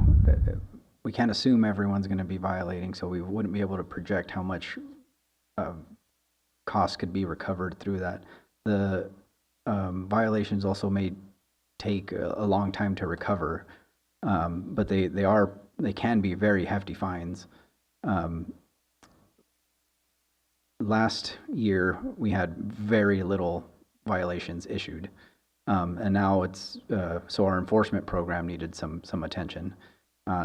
Now it's a little bit more reasonable, so we have been issuing more violations, but those are only for the bad, or like if you didn't have a permit to begin with, is a violation, or if you have a permit and you're operating in a inappropriate manner, or sometimes we get referrals from the fire agencies, for example, and that would be almost an automatic violation. And we could generate revenue, but it's difficult to say, or generate cost recovery, but it's difficult to say how much. Although and it depends on the size of the violation, what facility. There's a different structure. If it's a facility, large commercial facility, the fine for that facility would be different than the regular everyday person burning on their property. But we are guesstimating on how many calls we do per year. That's right. How many complaints we respond to. Yes, I would say that every permit we issued is theoretically could have a complaint on it, but there's an average of time spent on the complaint. There's an average assumption of time spent on X number of complaints. So if I go from here to a complaint in Whale Gulch, it's going to take all day basically. Or if I go to a complaint here in Ukiah, and so I have to try to average, make assumptions on how long a complaint in our district might take. So that's like the ballpark of what the complaint response is, and then a violation for each one of those is an entirely different enforcement action. That's an enforcement action after a violation is found. And if I may provide a little clarity as well, every complaint that is filed with the district, there is a record of it. So any formal complaints, yes, there is a record. So we do know exactly how many complaints are received. There are a lot of informal complaints that are, hey, I see someone burning. Do they have a permit? And if we have someone in the area, they'll swing by and look and see if everything looks good. They may or may not stop, but they'll at least check it out and see if everything looks good before they come back. But there's also inspections with those that as well. So if you're out and about doing monitoring or something, you might swing through and check on a couple burns, make sure everything's good. So there's a lot of balancing of those issues as you go forward. So. Yeah, sometimes we get complaints on facilities, large facilities, and we'll go and we'll do an inspection. It'll take a day, sometimes multiple days, and they're found to be operating within permit conditions, and they're doing what they're supposed to be doing, but there are still people complaining about this facility over and over again. So those are things that we had to consider on this. And your obligation, check on. We're required to respond within 24 hours, and we do our best. Meet that. Thank you. If I may add one more item to that, every investigation or every violator, cost recovery is built into the penalty. So travel time, staff time, everything is built into that penalty if they're found in violation. So there are very few where it's not, and that might be a very minor administrative issue where it's more of a don't do it again kind of violation. But anything that's significant, cost recovery is built into that. So the compliant people are not paying for the violators. Supervisor Williams? It sounds like it's not the issuance of the permit that's expensive. That's almost automated. It's the enforcement, the response. What if we stopped responding to so many of the calls? Maybe we require 3 different neighbors call it in before we respond. Is there a way to cut down? I mean, I think Supervisor Hatchak, my concern with trying to get cost recovery is you have grandma retired on a fixed income trying to do her part to keep the neighborhood safe. She's burning because the air quality site says it's a good day to burn. But she's on the coast. There's a marine layer, and it's not really the best day to burn on the coast, right? We're looking at county-wide air quality, but with that marine layer coming in, the smoke is hovering, and now the neighborhood is upset. Why is she burning? We've created this dynamic. It may be that the answer is it's a legal burn day. Sorry, there's smoke in the air. We'd be happy that she's increasing defensible space, right? Do we really need to drive out from Ukiah to the coast to look at her fire? If that's where the cost is and something has to give here, I'm okay giving that up. It'd be interesting to know where the complaint, Sheriff Kendall has a map of crime, which is kind of terrifying if you haven't seen it. But do we have something like that for the air quality complaints and a way to separate substantiated versus non-substantiated? Like you mentioned Whale Gulch. Maybe we just let that go. Whale Gulch is so far away. It's like you choose to live rural, you're not going to get the same responses living in Ukiah. And if that lets us get closer to balancing the books, that's a decision we could make. Yeah, I mentioned Whale Gulch simply because it was the furthest place I could think of in the district. So I was just trying to give an example, but if it would depend on the complaint. Some of the complaints we do get, well, let me back up here. So 3 complaints about the same facility within the same 24 hours is what we designate as public nuisance. Yeah. But a single complaint is still a complaint that we have to respond to. Sometimes we get complaints that the response is, we know about that, we have them on permit, we already know that they're doing it. There was a slight weather change that's within a permitted day, so it should clear up soon, and that's our response. So when somebody calls in a complaint, imagine fire gets dispatched as well. I say that because I've gone to a lot of these, and I look at it and it's like, they got a burn permit, what's the problem, right? If fire gets there and they say that it looks safe and it's a burn day, does that mean air quality doesn't need to respond, or are you going out anyway? It depends on the air impact. Is there a way to consolidate that so if fire gives a thumbs up that we save the air quality expense? I know it's it's not about fire safety, it's about air quality, but firefighters on the ground can recognize, do they need to refer to air quality because it's... That exists now. That exists, okay. Yeah, we don't always get the referral. Oftentimes we get the referral when it's found to be dangerous or therefore we do need to take some kind of action. And how many of those would you say per year that are sustained? Very low numbers. Yeah. That's why I'm wondering, do we just chop that? If it's very low numbers, it's like something's got to give here. Do we decide for now, we're just not going to do the enforcement? Fire will take care of the safety side, and air quality is what it is. I believe that that's something that we have to make sure that we can do that according to state law. But I appreciate the idea and the thought process that, and what I'm hearing is a lot about the enforcement, and it sounds like maybe the board has some policy direction that they might like to have another opportunity to discuss with air quality, in particular because, yeah, there just might be some different, we've had a code enforcement cannabis discussion about what are our priorities as a board. And it seems like there's that same desire to have that input on the air quality level. If I may, Yeah. through the chair, two quick comments for the board to consider before we move on. One, the ozone is not a huge issue in our district. PM 2.5 is, so a lot of that is open outdoor burning in terms of what emission we're looking at, which is why the burn program also becomes a higher priority. And I think one thing that I wanted to let you guys know is our prescribed burning grant that we're currently using. It looks like we have about 40,000 carried over, and looks like about 100,000 that we can use and are using, though until we know what a more applicable cost, those funds are available now. And if we not using the 1,300 true costs for what CEO Antle was saying, it would end up being like 2 million. What we were proposing for the $100, that gives us about 200,000 to 300,000. So that grant itself could potentially cover almost 1/3 of that cost already. And I know there's a couple other, Fire Safe Council has approached the district to say they have some money that might be able to cover it. That would get another, I don't know how much money they have or how sustainable it is, but that would cover another portion.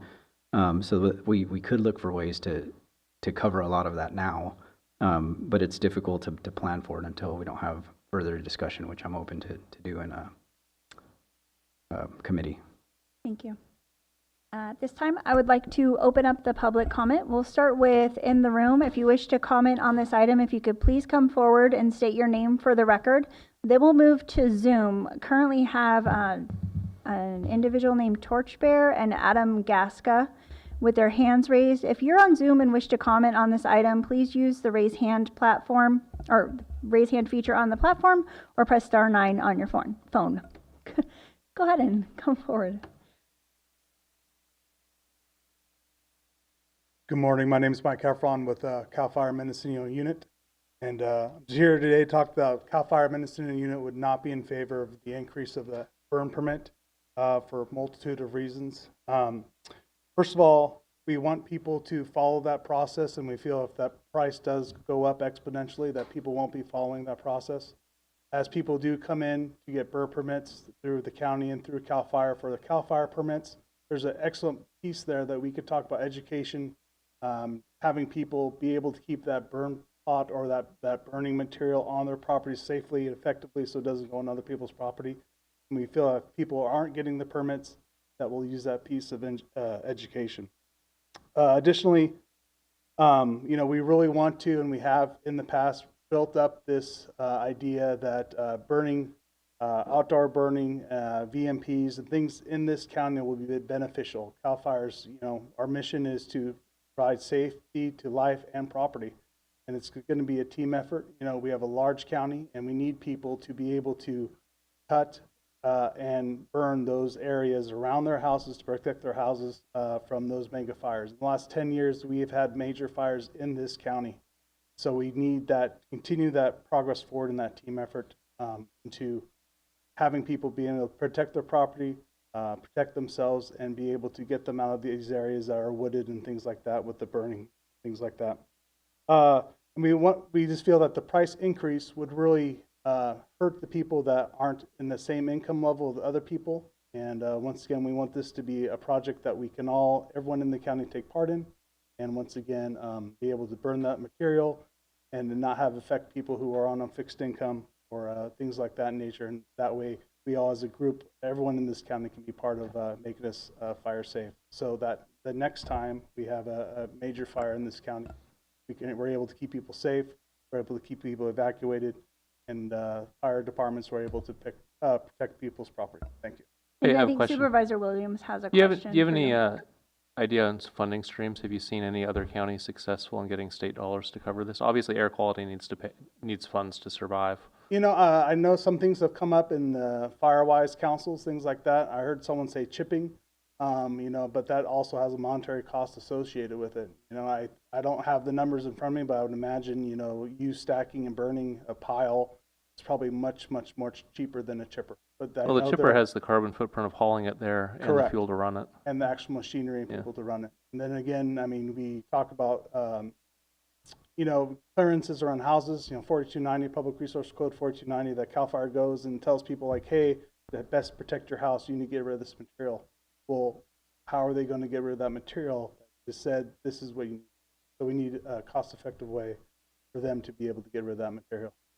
You don't have a state checkbook on you today? I don't, sorry, I left that one. Thank you. Are there any additional comments in the room?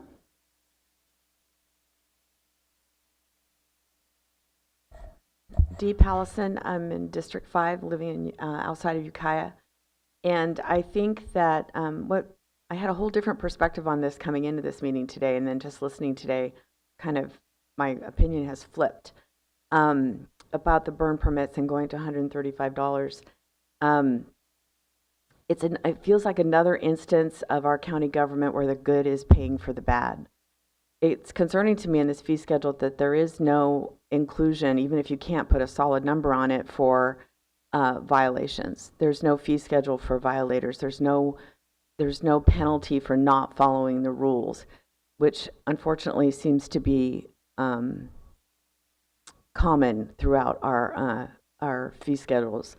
So I would like to, as a concerned citizen who does get a permit every year, I would like to see that incorporated into the fee schedule, that if you even had some kind of estimation on, even a minimum estimation on costs for enforcement, where someone who isn't following the rules, that is being included in the bottom line. I think that's really important, because if you're telling me that $135 is what it costs for you to give me a burn permit so that I follow the rules and I'm safe and I do what I need to do to maintain my property, I'll cut that check for $135.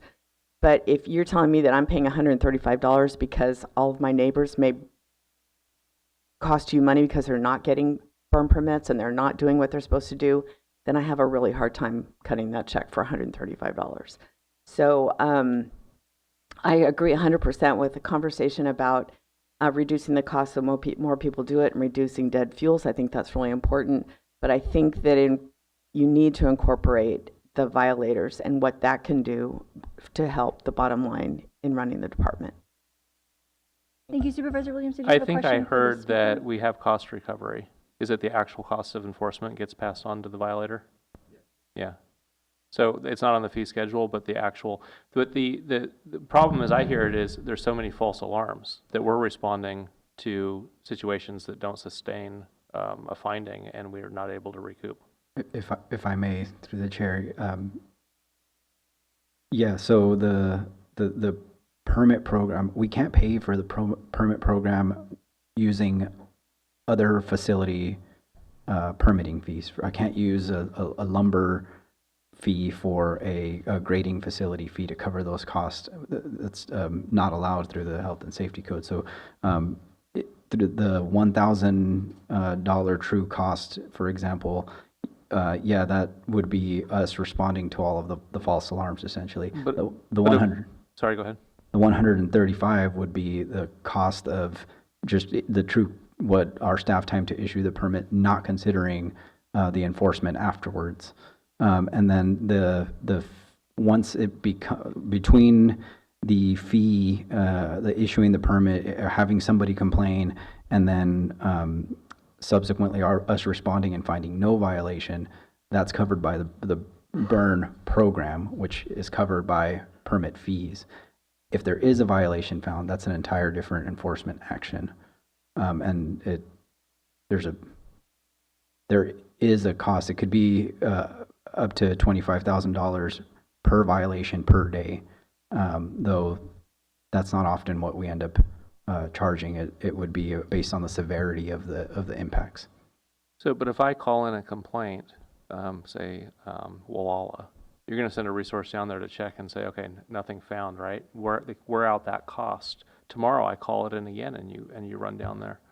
So I wonder if there's the chair's been very patient with me, which I appreciate, but when we have the discussion going forward, I wonder if there's a better way to field those complaints. The county has code enforcement and planning and building inspectors throughout the county. Are there other resources that could do a quick check so that somebody who's already in the neighborhood drives by, they're 5 minutes away and tells you it's not worth coming out? Maybe it saves a 3-hour round trip. Thank you. Any other comments in the room? Please come forward.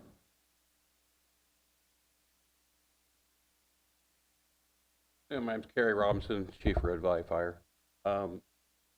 I literally just had a resident come into the department right before I came down here, and his first comment was he was getting a burn permit. This is going to happen, this $135 fee for air quality, and this resident was very upset about this. So I know that these people, and he's just burning a leaf pile. He's burning a pile of leaves, and so his concern is like he's going to have to, pay this extra fee for this. So the people in Red Valley have been doing a great job of cleaning up their properties. I think I can't tell you how grateful I am for all the work on the property. So I highly, it's difficult for the community to pay out that extra money for a fee. So I would just like to say it's been a lot of help, because over the years we've had several fires that have been very devastating, and I think the community has done a great job of cleaning up these things. So anyways, that's what I had and for you, so thank you. Thank you. Are there any additional comments from in the room? Okay, seeing no one come forward, I'd like to go online to Zoom. We have an individual named Torchbearer and Adam Gasca. And if you're on the Zoom and wish to comment, you can use the raise hand feature or press *9 on your phone.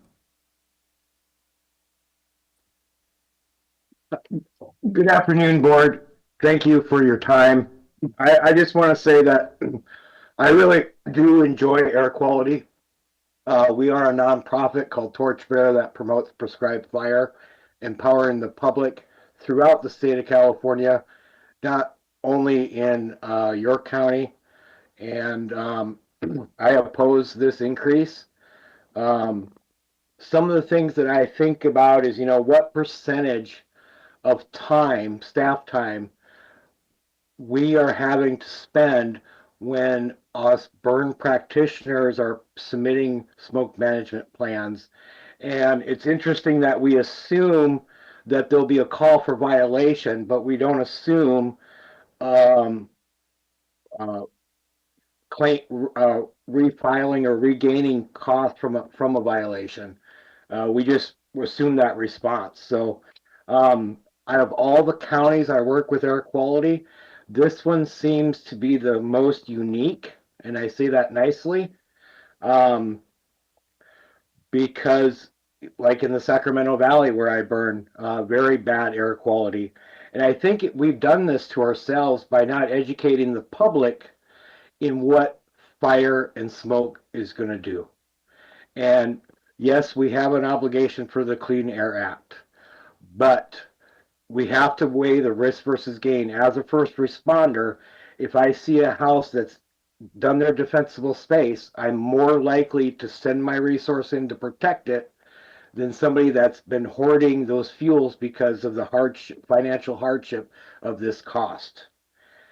I left in written comments an example of public service on the burn side. I can't speak on the industrial side, but it seems like we have a lot of staff time on the industrial side. So I'd like to see what that percentage per schedule is. For a residential burn, when we should be looking at simplifying like CAL FIRE has with the 62A of residential burning, where it can be done online, automated. We're in that century, and I think COVID has taught us where we can be more automated as a cost savings. concerned about how much that report cost us, and what that report will build more of. It would be nice to know how many permits were issued, how many violations were issued, how much was recovered. I do believe, correct me if I'm wrong, but CAL FIRE gives CARB $2 million to support this function. Now, I would suggest that some leaders' intent and direction from council, or the board, excuse me, on ways of seeking funding through grants. Thank you for your time. Thank you. Adam Gaska.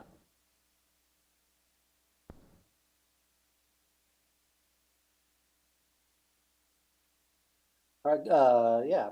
Good afternoon, board, county staff. Adam Gaska, Director of Mendocino County Farm Bureau. Mendocino County Farm Bureau was made aware of the need for air quality to increase fees a few months ago, and while we appreciate the forewarning, we are very concerned about the level of increase in many of the permit fees that range from 100% to 600%, and in a few cases over 1,000%. We have read through the cost recovery fee report where we see references made to the cost recovery methodology, but we do not see any data supporting how the cost for services was arrived at. Explicitly, we are looking for fully burdened hourly rates by position, time estimates for the average time spent to deliver each service, and the appropriate amount of the other cost components to each fee or service based on the staff time allocation basis. According to the summary report, district staff, under a separate report from this summary, was provided those details, and we were hoping to get them as well. We also would like to see anticipated annual revenues from each different permit and the total aggregate budget. For clarification, we would like to know how air quality can legally charge fees for electric motors when the mandate for air quality is to manage activities which produce air pollution, and electric motors do not directly produce emissions. Many businesses are suffering from high costs of materials, labor, taxes, and these proposed fees would just add to that burden. One permit particularly, the annual burn permit fee, would see a 600% increase from $19 to $135. These permits are for rural landowners who in most cases are working diligently to maintain a fire defensible space around their homes by clearing and burning vegetation in the wet months. These are people who are doing the right thing and paying for the privilege. In response to such an increase in cost to obtain a burn permit, it could cause many to forego a permit altogether, opting to risk a fine or to be discouraged from maintaining a fire dispensable space. Mendocino County Farm Bureau is urging the board to direct staff to work out a more gradual fee increase schedule and to set fees that are justified for the service provided. Thank you. Thank you. I do not have any additional hands raised in the room. Before I close public comment, is there any, I need a lunch break. If I do not have any additional hands raised on Zoom, are there any additional comments in the room? Okay, seeing no one come forward, back to the board. Supervisor Hashak. It looks like we're probably not going to do anything with the fees and increasing them right now. And I think that we do need more information about how these fees were developed and kind of those questions about what kind of penalties are we getting and those kind of funds. So kind of having it all laid out for us to really see what the picture is. But I think that we have to have a policy that we look at this every year so that we don't get into this situation again. So maybe that's the first step, is creating the policy. Yes, Mr. Gearhart, did you have a comment? If I may, just a real quick on the reviewing it every year. There's a reason that it takes longer, because air districts, we have to go through public hearings and state approvals and federal approvals because the way our rules are written. So it's a much more in-depth process than a local fee. So maybe every 2 to 4 years would be more appropriate to look at as a policy, just because it is a very extensive process that we have to jump, a lot of hoops we have to jump through with the health and safety code and other issues. So yeah, thank you for that. Supervisor Williams? Even if we were to look every year or every month or every day, I don't think you could charge $135. right? So at some point, we would have said, we're up to 19, that's it. Every year we're reviewing it. They're spending money doing studies. Now we're deeper in the red. So I agree, waiting a decade to adjust fees creates a sticker shock. In this situation, I don't know that it would have helped us. Well, Supervisor Hashak. through the chair. Yeah, probably not in this particular situation of residential burn permits, but there are others that could be updated, certainly need to be, and at least it shows us, kind of like with planning and building, what the actual costs are, and then we know, that there is a benefit, or we're covering it, and that's our philosophy, for some public good that we're. I would like to suggest that air quality works with the executive office to take the board's feedback and bring back an agenda item. I don't think we need a date certain. I'd like to see it next year, and I'd like to see it, again, incorporating the community and the board's feedback, and maybe come up with a plan for some more public workshopping. And CEO Antle, is that something you think your team could take on? Through the chair, if I may, thank you. Yes, we will certainly work with the Air District, and I'd like to recommend that we pull in Acting Auditor Controller's office as well. That's part of our standard process here when we do fees, is to put them through that office as well. Right. That works for you. Does the board support that kind of idea? And then there would be potentially, there will be 2 new supervisors. And then at that point, if there's a desire to have more policy conversation and discussion to create an ad hoc, that could happen at this time. I just feel that bringing back this item as it was presented today will be very confusing to the public. And I would like for the new board members to be able to provide their feedback before we move forward with more direction than what has been given today. Yeah, that's fine. Supervisor Williams? Yeah, sounds good. And McGordy? Okay. Thank you very much for your presentation. So I have a lot of things to say. First, I want to recess as the Mendocino County Air Quality Management District and reconvene as the Board of Supervisors. We have a closed session working lunch, and several items are on that. So we're going to take a 15-minute break so the supervisors can attend to their needs, and then we're going to go into closed session. For items 6A and 6E, the Board of Supervisors will adjourn into closed session and convene as the Board of Directors of the Air Quality Management District. The Mendocino County Board of Supervisors does not receive any additional compensation or stipend for acting as the board of the Mendocino County Air Quality Management District. For items 6B through 6D, the supervisors will adjourn to closed session to hear those items, items 6B, 6C, and 6D. At this time, I'd like to call for public comment on items 6A, 6B, 6C, 6D, or 6E. And I have no one coming forward in the room, and I have no hands raised online. So we will adjourn to closed session in 15 minutes. Thank you.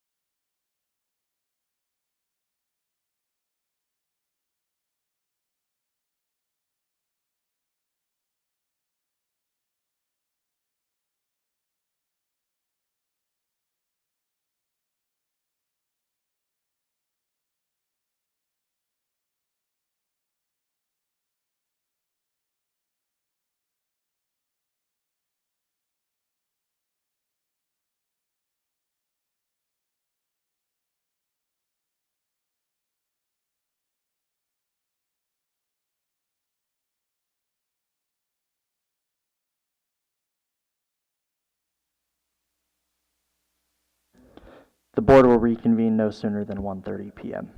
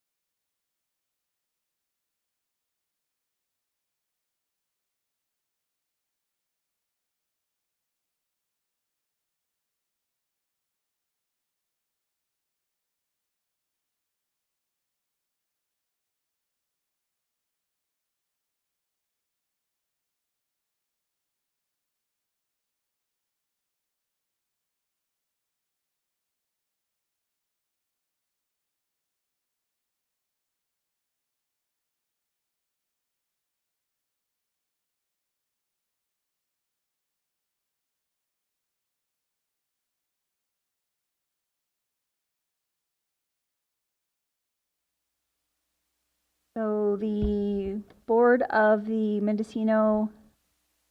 Directors of the Air Quality Management District is reporting out no reportable action, and the Board of Supervisors is reporting out no reportable action. And we will now reconvene as the Mendocino County Board of Supervisors to hear item 4J, Supervisors Reports. Supervisor Williams.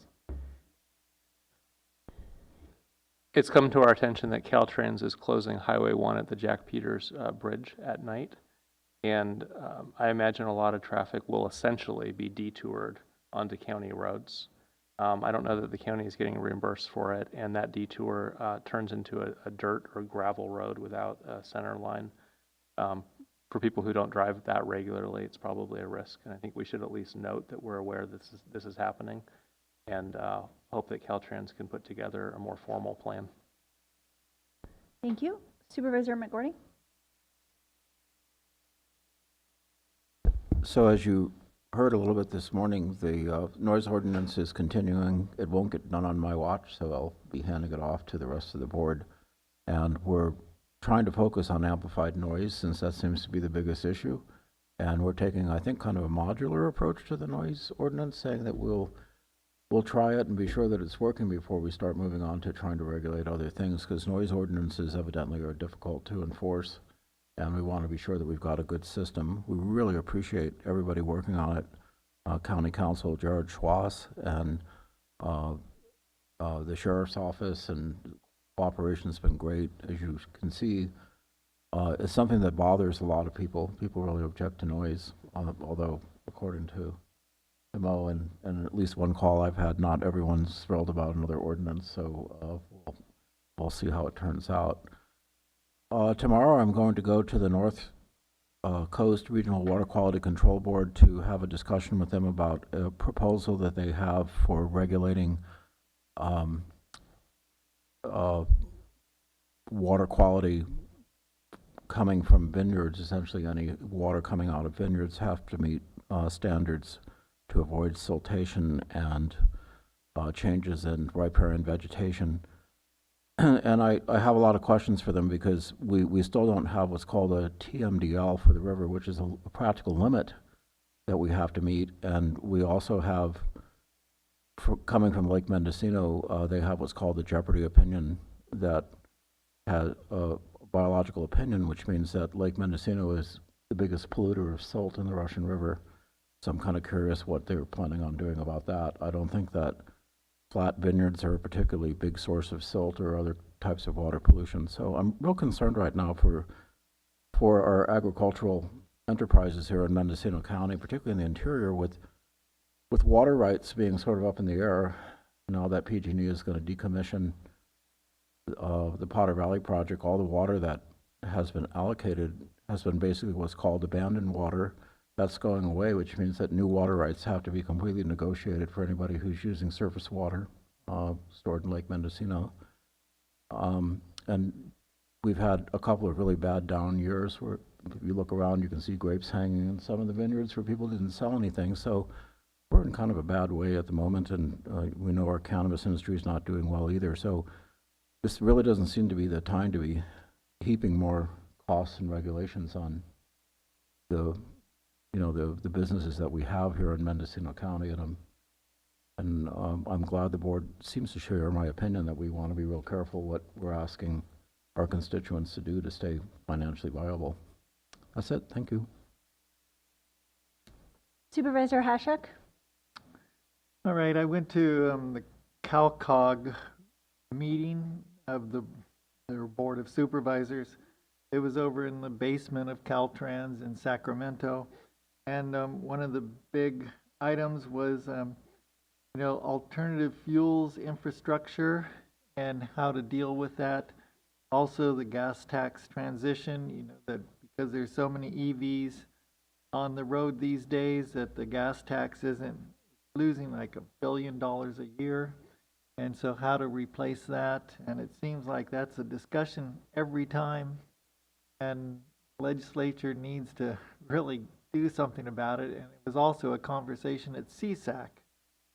And so that was, oh, they also talked about the RENA implementation and what they're going to do, you know, their efforts in Sacramento, the lobby, to make sure that the counties are well represented and what's happening on the ground is understood by the legislature, because there seems to be a disconnect a lot of times. I also went to the CSAC conference, and Jeff Griffiths from Inyo County was elected the president.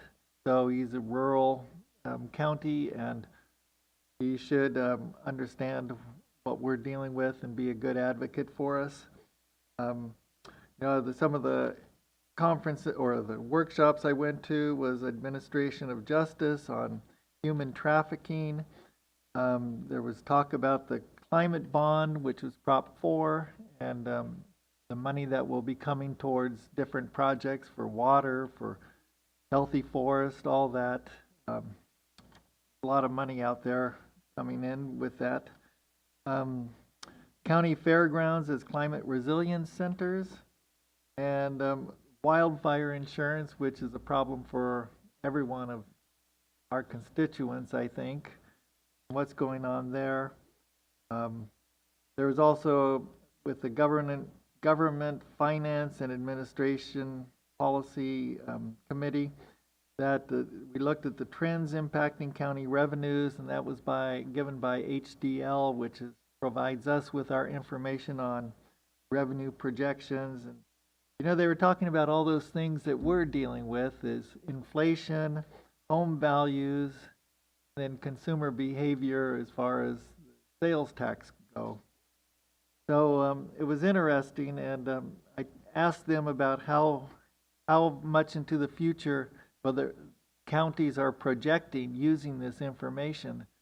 And usually it's like 2 or 3 years. I think Alameda was doing 5 years, but they said that that's a total guesstimate at that point. So I think that we're on the right track with getting our 2-year budget forecast going. That's kudos to the CEO and her team, because that's you know, what we need to be doing is projecting out a little bit further than just the 1 year.